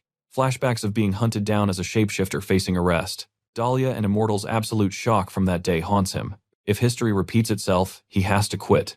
He refuses to be the dead weight destroying his own team. Suddenly, Dahlia catches up. Breathing hard, he warns Marin to freeze or he is putting a tracking arrow straight through his leg. Marin turns around, completely silent behind the metal. Dahlia says they need to talk. So what do you and I make of this? Back at the inn, the team sits in heavy, dead silence. Marin just sits there, head completely bowed in silence. Dahlia sighs, promising no lectures about him running off while Marin softly apologizes. Let's dive right in. Dahlia pushes hard. How long will he hide? Why won't he just show us his real face? Immortal begs him to explain everything so they can actually help. Marin's fist slowly clenches. He takes a breath and admits this nightmare started a really long time ago. He talks about a massive incident that cursed him with the Kinslayer title, swearing he had never taken a single life before that day. Ever since then, he felt like his own face had mutated into a literal monster. Back then, anyone who caught a glimpse reacted like they just saw absolute pure horror. And that is exactly why he's terrified to show his face even to his team. He's terrified that rumors of his freakish face will drag the whole party down. Their dream is hitting a rank right. He absolutely refuses to ruin their entire future just because he looks like a walking nightmare. He tells them to recruit someone new before things get messy. Bam! Immortal violently slams the table, screaming that he is speaking absolute garbage. Furious, she demands to know who gave him the right to just replace himself. Dahlia straight up yells that if Marin thinks so little of them, it's totally insulting. He reminds Marin they already accepted his human side, but Marin pushes back. Sure, they say any face is fine right now, but seeing the real thing changes people. Dahlia and Immortal just share a look, getting totally ready. Dahlia drops the truth being human is terrifying enough. He really doesn't care about Marin's actual face. Immortal grabs Marin's hand and nods. Seriously, the guy casually eats monsters for dinner. A weird face is nothing. They are totally fine with him being a human. Dahlia promises that whether he looks like a hideous monster or an alien, they still want him on the team. Hearing those words, Marin feels that overwhelming emotion bubbling up inside. He instantly flashes back to past promises that ended in backstabbing. It always goes horribly wrong. Still, even after getting betrayed over and over, he desperately wants to trust their kind words. Staring right into their determined eyes, he finally admits he needs them. He begs them not to scream or run away. Dahlia solemnly swears he won't blink an eye. Watch closely, this is it. Immortal swears on her family's lives. Marin, shaking completely, finally grabs his helmet and slowly pulls. The helmet comes off. Dahlia and Immortal are left in absolute stunned silence at the reveal. Cut to the very next morning, the sun shining over the guild tower. Inside, pure chaos. Everyone is gossiping that the runaway shielder is showing his face today, betting he's secretly a wanted criminal. People are arguing about his race. His squad hates humans, but that Kinslayer title totally screams human. Out loud, the shiny hero tells the crowd to chill, saying Marin might just be some ordinary innocent guy. The whole crowd naturally calms down, trusting the great hero. I know what you're thinking. Classic two-faced anime villain, right? Internally, he's calling them idiots. He knows Marin is hiding something, and plans to feed the crowd a fake accusation to ruin him. He smugly vows to get Marin permanently banned from the guild. Meanwhile, a big guy smoking a cigar groans about all the pointless drama. He tells the poor clerk that adventurers should spend that energy actually doing their jobs. The anxious clerk wonders if forcing Marin into this public trap is actually fair right now. She points out that despite the wild rumors, Marin's crazy team has incredible teamwork and huge potential. The muscular guy straight up says he doesn't care about a coward hiding his face. If their guild unity breaks, they are doomed.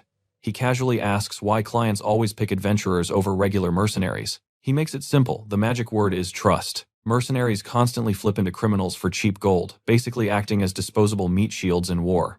Adventurers might be weaker, but they handle random quests and usually stay out of actual jail. Thanks to that reputation, mercenaries swapped jobs and the Hexaleme Guild exploded in size. He admits he hates the hero too, but Marin's Kinslayer title, weird monster diet, and creepy strength make him a massive liability. Basically, they have every right to step in. They can't risk the entire guild's reputation over one weird rookie. The doors swing open. Whispers erupt. Marin is finally here. The whole squad walks in together. Marin takes the lead, friends right beside him. Adventurers start whispering, shocked they actually had the guts to show up.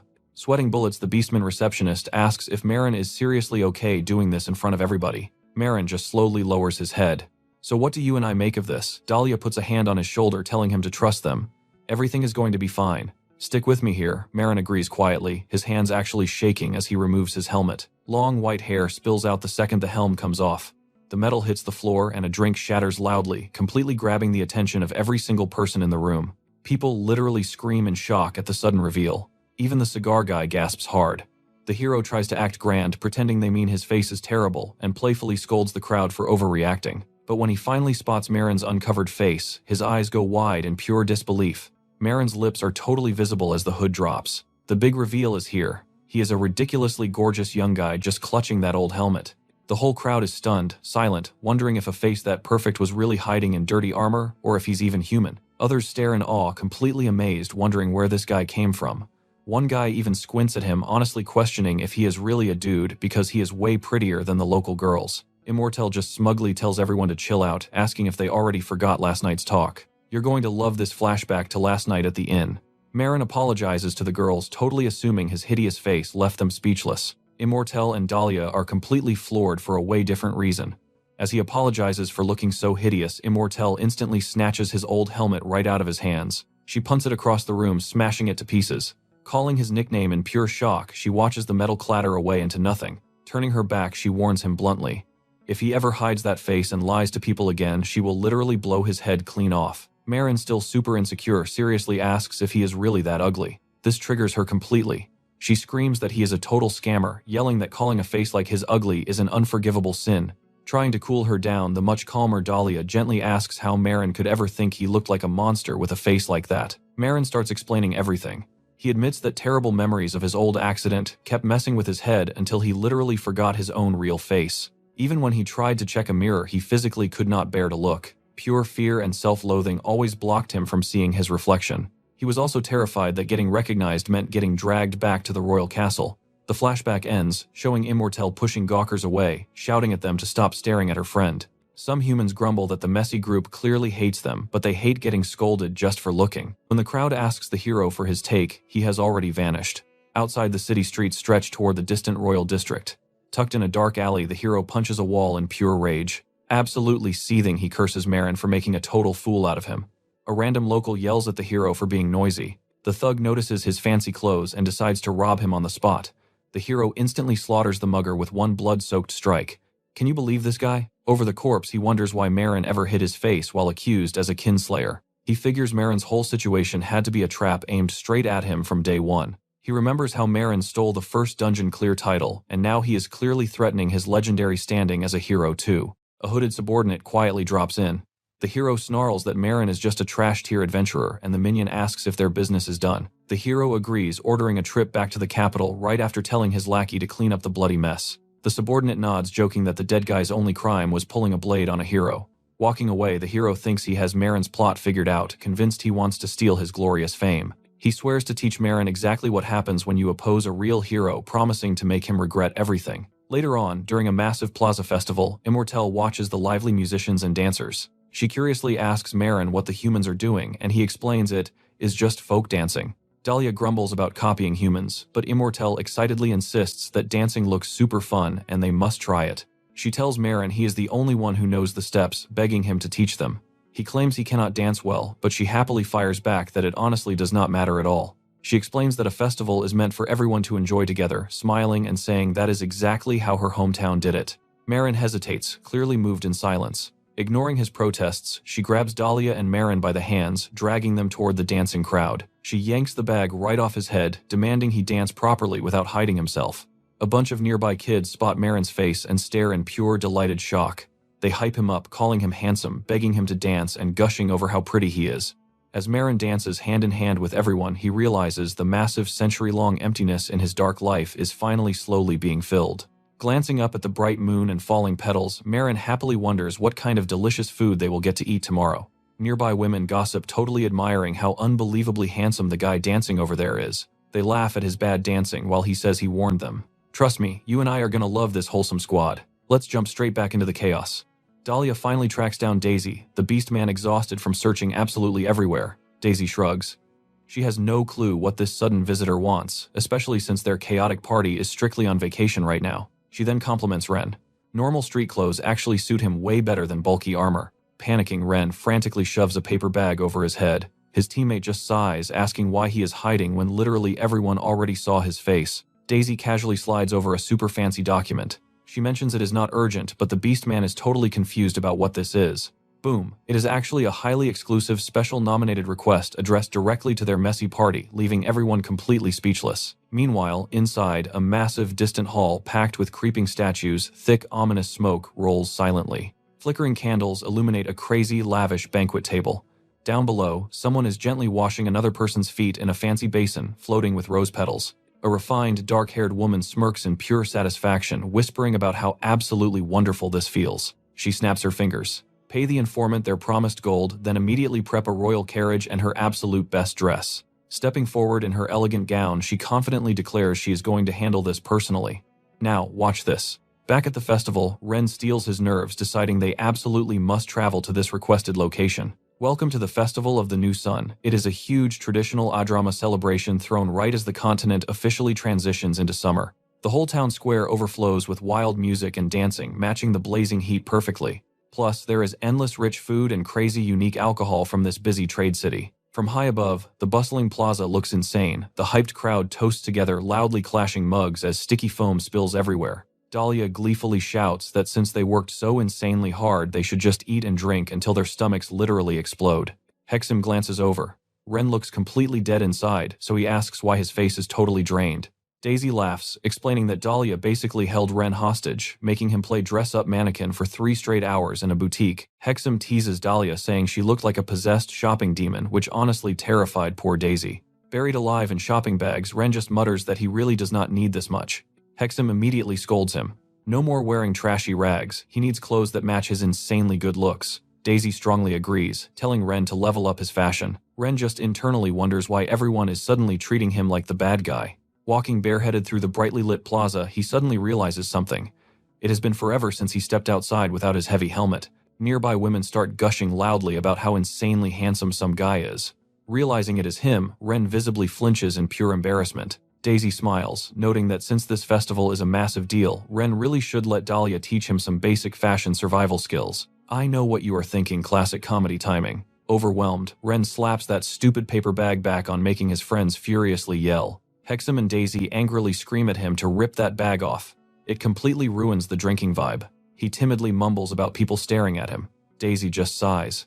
He wore that giant chunk of iron armor for years, so they really should be patient. As he adjusts, Hexam warmly reassures Ren that time will cure his social anxiety. His face could easily stand out anywhere. Later, bag still firmly equipped, Ren deadpans that Uncle Lucky drank way too much and totally passed out. Joyful kids dance around street musicians singing a catchy song about Uncle Lucky chugging too much wine and passing out. Ren listens in absolute silence, his small frown barely visible under that paper bag. The cheerful song echoes over roaring bonfires and glowing festival lights, suddenly pulling Ren right back into his deep childhood memories. In the flashback, happy, energetic kids enthusiastically invite little Marin to dance around the blazing bonfire. A kind nun approaches, asking little Marin why he is just watching from the sidelines. He shyly admits he is basically a terrible dancer. She just smiles, offering her hand. Skill does not matter. Festivals are about everyone enjoying themselves, so even clumsy kids just need to go have fun. Feeling a spark of courage, young Marin grabs her hand and agrees to dance. The sweet memory shows little Marin, the nun, and the kids all holding hands, joyfully spinning around the flames. Snap back to reality. The festival kids keep dancing and singing the exact same song, while Ren just watches nostalgically. Meanwhile, in that noble hall, the same tune magically plays as servants fan the elegant wine-sipping woman. A nervous maid whispers directly to the steward. Nodding, he turns to Lady Bonita, confirming they finally secured the exact location and a portrait of her target. Her lips curl into a smirk, casually praising her team's lightning-fast speed. Eager for a peek, she leans forward. A horned maid quickly presents a glowing crystal resting on a plush cushion. The sphere ignites, projecting Ren's face. Bonita laughs, and trust me, you and I know this means absolutely massive trouble is coming next. Alright, jump in with me, we're heading straight to the rugged northern highlands. Believe it or not, folks actually survive in this unforgiving, freezing wasteland. A rickety wagon rattles down the trail and finally screeches to a halt. The driver calls out their arrival, and one of our adventurers steps right down onto the hard, rocky dirt. Ren, Hexarim, and Daisy stare dead ahead. Yup, this is the exact place. Welcome to the mining village of Tyreek. Suddenly, Daisy's super-sensitive ears twitch hard, reacting to a brutal, piercing sound. Daisy and Hexarim both grab their ears, groaning about the agonizing metallic screeching echoing everywhere. The air, completely thick with forge smoke. This entire town is absolutely crawling with loud, sweaty blacksmiths. They start whining. A new job right after the festival, they just wanted to sleep. Who even specifically requests a barely B-rank party anyway? Ren realizes these direct nominations usually only come from crazy rich nobles. This screams suspicious. Checking the official paperwork, he sees the client is someone from the Golden Workshop Morgano. He has absolutely zero clue who that is, but figures they must be loaded with cash. Since hitting B rank, they've just been slacking off. They have zero fame, so Ren starts sweating. What if this client wants something completely impossible? Now, pay close attention here. Following a sketchy map, they finally reach massive gates where the workshop sits. The trio stares up at this giant, intimidating stone building. Daisy knocks on the massive doors, announcing, "The messy party is here." Dead silence. They just stand there looking totally confused. Daisy thinks about punching it harder, but Hexarim instantly panics. If they break this door, they'll be in massive debt. Between the crazy forge noise and the locked door, they argue about whether to keep knocking or just bust right inside. Then Ren notices a weird glowing crystal device by the entrance, like a magic doorbell. He goes ahead and pushes it. Daisy jumps back, demanding to know what he just did. Ren casually points out the glowing switch mechanism on the wall. The heavy doors creak open. A rough voice grumbles out, and a dwarf peeks through, looking pretty shocked to see them. Seeing an elf, a beastman, and a human, it clicks. He confirms they are the messy party, and ushers them inside, saying they were expected. He leads them to a table in the workshop, telling them to hold tight, the boss will be out soon. Wiping her forehead, Daisy complains they almost smashed that confusing magic door to pieces. Heavy footsteps echo. A voice calls out, apologizing for the unreleased high-tech front door. A young dwarf girl walks out, thanking them for coming. Daisy's jaw drops. She instantly recognizes her as Lord Gnome. Completely freaking out, Daisy and Hexarim bow like crazy. Why would a big shot like Lord Gnome want them? They swear to work their hardest. Gnome just laughs, telling them to chill out and sit down. Hot tea gets served right on the table between them. You and I both know this silence is agonizing. Finally, a sweating Daisy asks what Lord Gnome actually wants with them. Gnome explains her real goal, gathering rare materials for weapons and armor. She found out about the nomination system and picked Hexarim's crew. The moment she saw their familiar party name on the guild lists, she knew exactly who to call for this job. Daisy is practically crying, tears of joy being remembered. Meanwhile, Ren whispers, asking if she is really that big a deal. He speaks up, if Gnome just went back to the dwarf kingdom, what is she doing hiding in a human town? Gnome smirks. She came here to master an absolutely essential technique for all craftsmen. For centuries, dwarves have only cared about blacksmithing, their weapon tech, completely unmatched, top tier. But because of that obsession, every single other skill completely fell apart and vanished. And now with the Demon Lord coming back, her people are going insane, forging endless weapons and heavy armor. Meanwhile, their daily living standards are absolute garbage. That is not real progress. But then she found something mind-blowing in the human kingdom. She dramatically declares this lost art must be brought back to the dwarf society immediately. Hexarim is shocked. Dwarves are tech gods. What could they possibly need to learn from basic humans? Gnome pauses, hyping up the mystery.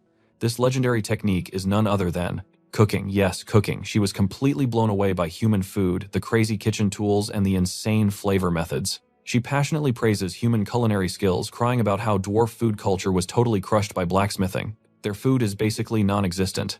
Most dwarves think chewing on plain rocks to fuel a hammer swing is a good meal. So she swore to change it. So what do you and I take from this? She absolutely refuses to go home until she becomes a master chef. Let's dive right in. You and I are about to see exactly why she stays here, constantly leveling up her cooking skills. Then she asks the party to share their food culture someday. The team nervously side-eyes our food-obsessed knight. Meanwhile, Ren just sits there silently, completely processing the request. Suddenly, he glows with pure resolve. He is absolutely ready to tackle this culinary mission head-on. Gnome decides that's enough backstory. She moves straight into the job details and safety warnings, and Dahlia eagerly leans in to listen. Later, the squad steps into a pitch-black dungeon called the Cave of Night. It's so dark, they immediately have to ask for some light. Boom, Daisy casts a magic spell, popping out bright spheres of light. Hexam gives it a nod and starts studying their map. He explains the mission: grab a white mineral sparking with red, plus some thigh bones from the local dungeon monsters. Finding absolutely nothing so far, he checks the map and realizes they need to push way deeper inside. Back in his helmet, Ren is already daydreaming. What monsters taste best, and what flavors do dwarves absolutely hate? He figures if they can revive dwarven food culture, the dwarves might actually eat monster cuisine as long as it looks delicious. Hexam and Daisy are whispering, completely stressed. Ren is way too fixated on feeding gnome exotic monster dishes, and they're terrified this crazy menu will get them killed. Hexam makes a hardcore silent vow. He will absolutely stop Ren from bringing back monster meat. Trying to distract him, Daisy spots a glowing mineral deposit nearby, and quickly shouts for Ren's attention. Hexam inspects the shiny crystals but shakes his head. The color is totally wrong. Whatever they need is definitely somewhere else. Daisy suggests going deeper. But right here, you and I need to pay attention. Hexam hears something heavy and freezes. Daisy feels something massive coming and screams a warning. Hexam yells, asking where it is, right before a huge wall explodes, blasting Immortelle straight across the room. Dust and massive rocks rain down everywhere inside the cavern. Hexam dashes over, desperately asking if Immortelle is okay. She just points a shaking finger straight ahead. Hexam turns around and his face goes pale with absolute shock. A massive one-eyed monster, a literal catoblepus, roars out of the smoke. The beast lets out an ear-piercing scream and charges straight down the tunnel at our squad. Ren slams his shield down, bracing for impact. He remembers these things aren't crazy high level, but that single eye, absolutely lethal. Making direct eye contact with that giant cyclops eye instantly triggers its terrifying hidden power. Anyone who looks at it turns to solid stone. Hexam shouts at Marin, making sure he's ready to attack the second Ren locks the beast down. Boom, Ren fully activates his special perception skill, Mind's Eye. He figures out the play. If he completely destroys that nasty eye, he can capture it safely and keep everyone alive. He charges in and smack. A massive impact shakes the cave as Ren physically slams into the monster, grappling it barehanded. The clash is totally brutal. Dahlia and Hexam are screaming out Marin's name in pure panic, trying to see if he survived the hit. Ren's armored gauntlet crushes down on the beast. He plants his foot into the ground, completely anchoring himself against the monster's wild thrashing. Look at this shot. Ren is literally holding back this towering catoblepus with raw, unbelievable strength. Hexam yells for everyone to rush in, screaming for Ren to hold on. Ren breathes out a steady breath, locking his iron grip. Then wham! He drives a crushing blow straight into the beast's eye, completely destroying it in a massive blood spray. The fight wraps up. Dahlia and Hexam tell Marin to back off, genuinely freaked out by his crazy intensity. Meanwhile, the blinded catoblepus just screams in agony, blue blood splashing absolutely everywhere. Drenched in blue monster blood, Ren stands there completely calm behind his cracked helmet. Looking around the mess, he casually mentions his helmet is broken. His totally exhausted teammates, yeah, they are just losing their minds. Marin pulls off his cracked helmet. I know what you're thinking, face reveal. Immortelle tells Ren this is a perfect chance to comfort Marin's spirit. Nervously, Marin admits feeling totally exposed and completely unsafe without his helmet. Ren completely panics at Marin's sudden anxiety. Seeing his super worried face makes Immortelle cry out, feeling just horribly, overwhelmingly guilty about everything. Immortelle turns to Dahlia, eagerly asking if Marin's pitiful expression is doing anything to her heart. Dahlia sighs. Sure, he's got a pretty face, but deep down, he's still a monster eater. She just marvels that a guy this good-looking actually devours gross monsters. Sure enough, Marin drags the huge corpse over, deciding to butcher those massive hind legs for a very weird dinner. The huge meat slab is unveiled ominously, oozing fluids everywhere. The girls complain that Marin always picks the most foul-smelling food, begging him not to eat it. But Marin just pours pure antidote over the highly poisonous meat to detoxify it. He slices the detoxified junk into bite-sized chunks called raw catoblepus meat. Even Marin has to admit this stuff looks totally unsettling. Squinting at a piece, Marin notices the leg meat is incredibly soft and moist, lacking that usual tough, springy texture. Immortelle panics, reminding Marin that the blood is highly lethal, but he swears the antidote makes it safe, completely ignoring her screams. He imagines it tasting like sweet juice. So what do you and I learn? Never underestimate a hungry gamer. Down the hatch it goes. Stick with me, Marin chews and suddenly realizes this tastes absolutely incredible. He breaks down the flavor. Tastes like beef, but the texture is exactly like perfectly marbled fresh salmon. Marin is blown away. The meat literally melts on his tongue without any chewing. He figures it would stay super tender even if he grilled it like a thick steak. Dahlia and Immortel are struggling. This dish looks dangerously delicious even though it is pure poison. Immortel tells everyone not to fall for Marin's reaction. They complain that his ridiculously good looks make deadly food seem mouth-watering, proving just how deceptive appearances can be. Still super curious about this fishy taste, Marin decides to just grill up the rest of that monster meat. But then something feels off. Blood drips from his mouth as a system window pops up. He has been poisoned. Immortel and Dahlia just sigh heavily. They totally expected this the second Marin collapsed. While healing him, Immortel scolds Marin for never learning his lesson. She realizes this poison was way too strong for normal antidotes. The healing magic kicks in, and Marin weakly twitches. A system message suddenly pops up, granting Marin the pain tolerance passive skill, seriously boosting his resistance to agony. Marin thanks Immortel, then casually mentions his new pain tolerance skill, leaving her completely stunned. Dahlia jumps in. The guild actually leaked this exact trick. Poisoning yourself repeatedly builds pain tolerance, so practically every veteran adventurer already has this skill. Marin suddenly realizes his crazy monster diet actually counted as self-inflicted poisoning. Immortel grumbles that his nonsense forced her to learn status removal. Dahlia ignores it, ordering them to find the whetstone. Later, back at the dwarven workshop, Immortel announces they are back and hears their gear is ready. Inside, an apprentice asks them to hold on since Master Gnome is busy. Immortel awkwardly lounges around, complaining she is bored since they finished early. Suddenly, her stomach growls. Smelling something amazing, she turns to see Marin pulling out a massive platter of crispy fried harpy. Now watch what happens next. Dahlia panics over bringing monster meat inside, but Marin argues they are starving. Immortel completely caves, rationalizing they can eat quickly before Gnome gets back. She practically begs Marin to start. Marin just pauses, holding a crispy piece on his fork, making Immortel literally drool. Seeing her staring, Marin offers her a bite. She snatches it up, calling it a special exception. Immortel totally loses her mind over the melting batter, perfect seasoning, and juicy texture. Dahlia angrily accuses her of treason for eating it, but she just demands they finish the whole plate before Master Gnome arrives. Too late, Master Gnome suddenly pops up, catching them red-handed.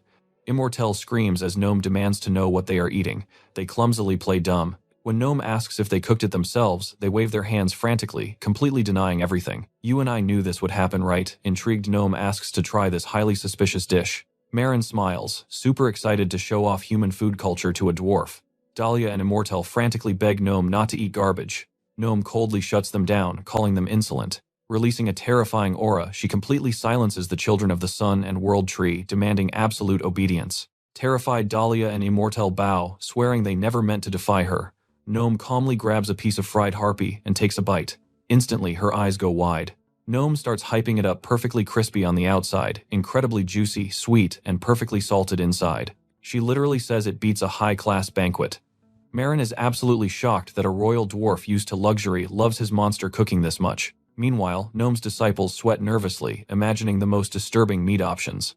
Gnome steps closer, aggressively demanding to know exactly what animal this came from and its origin. While Dahlia stalls for time, Immortel cracks and screams harpy. Gnome thinks harpy is just some farmed bird, but Immortel awkwardly explains it is a terrifying bird monster with a human face. Gnome freezes, repeating the word, realizing she ate monster meat. Furious, the disciples yell that they prepared a special luxury meal for Gnome. They lose their minds over this insult, rushing forward to pump their master full of antidotes, just in case. Marin calmly explains he removed the poison while cooking. One angry disciple threatens to execute him on the spot, but Gnome holds up a hand, saying she feels fine. Gnome admits Marin's friends tried to warn her, so she officially forgives them. She confesses the harpy meat completely shocked her, but she cannot deny its deliciousness. Marin gets curious and asks about other monsters. Gnome bluntly states most of them taste like absolute garbage compared to harpy. Gnome concludes that properly cooked monsters can outclass normal livestock, and she immediately decides to research edible beasts. That is where we leave it. Gnome finally remembers Marin's gear needs fixing. Alright, let's jump back in. Since they completely nailed the quest and served up a masterpiece, she's offering a massive favor. Master Gnome announces she will personally forge their gear. The crew is absolutely speechless. An epic once-in-a-lifetime honor. She also begs Marin to teach her everything about monster cooking. Dahlia and Immortel just stare, sweating buckets at her weird obsession. Marin politely agrees to take her on as a student. Then we cut back to the Sunny Adventurer Guild. Inside, the receptionist officially clears their quest and thanks them. Outside, the girls are still losing their minds. Master Gnome making their armor. Talk about hitting the adventurer jackpot. Dahlia tries bringing up another topic, but Marin is already pouring antidote onto raw monster meat. Hey, if Master Gnome likes it, why not? Dahlia scolds him for whipping out gross ingredients in public, but Marin just casually checks his poison ratios. Random people on the street gag, begging him to put that nasty stuff away. But this guy is stubborn and wants to keep cooking. Luckily, the guild receptionist calls him back inside. Following up on his previous question, she mentions there are still open jobs on the Western continent. Is he interested? Marin is confused. Wasn't the West completely restricted? Can rookies really just walk in? She totally reassures them it is fine. A senior official jumps in. Thanks to Master Gnome's glowing recommendation, their party's reputation just skyrocketed through the roof. Watch closely now, this means he can finally hunt down that crazy dragon. Still hesitant, he asks if he must decide today. She warns him that quests vanish fast. First come, first served, but Marin pauses, wanting to hear what his girls think first. He pulls them aside, explaining a Western branch might actually have leads on his target. He admits he really wants to go, but only if they agree. Dahlia and Immortelle just smile. He doesn't need permission, plus chasing higher-tier missions will only make all of them stronger. It is decided. Next stop, the Western continent. Marin genuinely thanks them while the receptionist cheerfully processes their shiny new paperwork. Suddenly, someone taps Marin, pointing him straight toward the front doors. The whole room starts buzzing with loud whispers. Outside, a random guy squints through the glass trying to see the crazy commotion. Fancy carriages suddenly pull up outside the building. The guild staff start panicking. Why are there so many servants? Is some rich noble arriving? We get a flash of silk and lace. A super rich, elegant young woman steps out of the carriage like absolute royalty. She mentally introduces herself as Bonita Diardua, stepping into town to claim her shiny new treasure. The crowd gasps.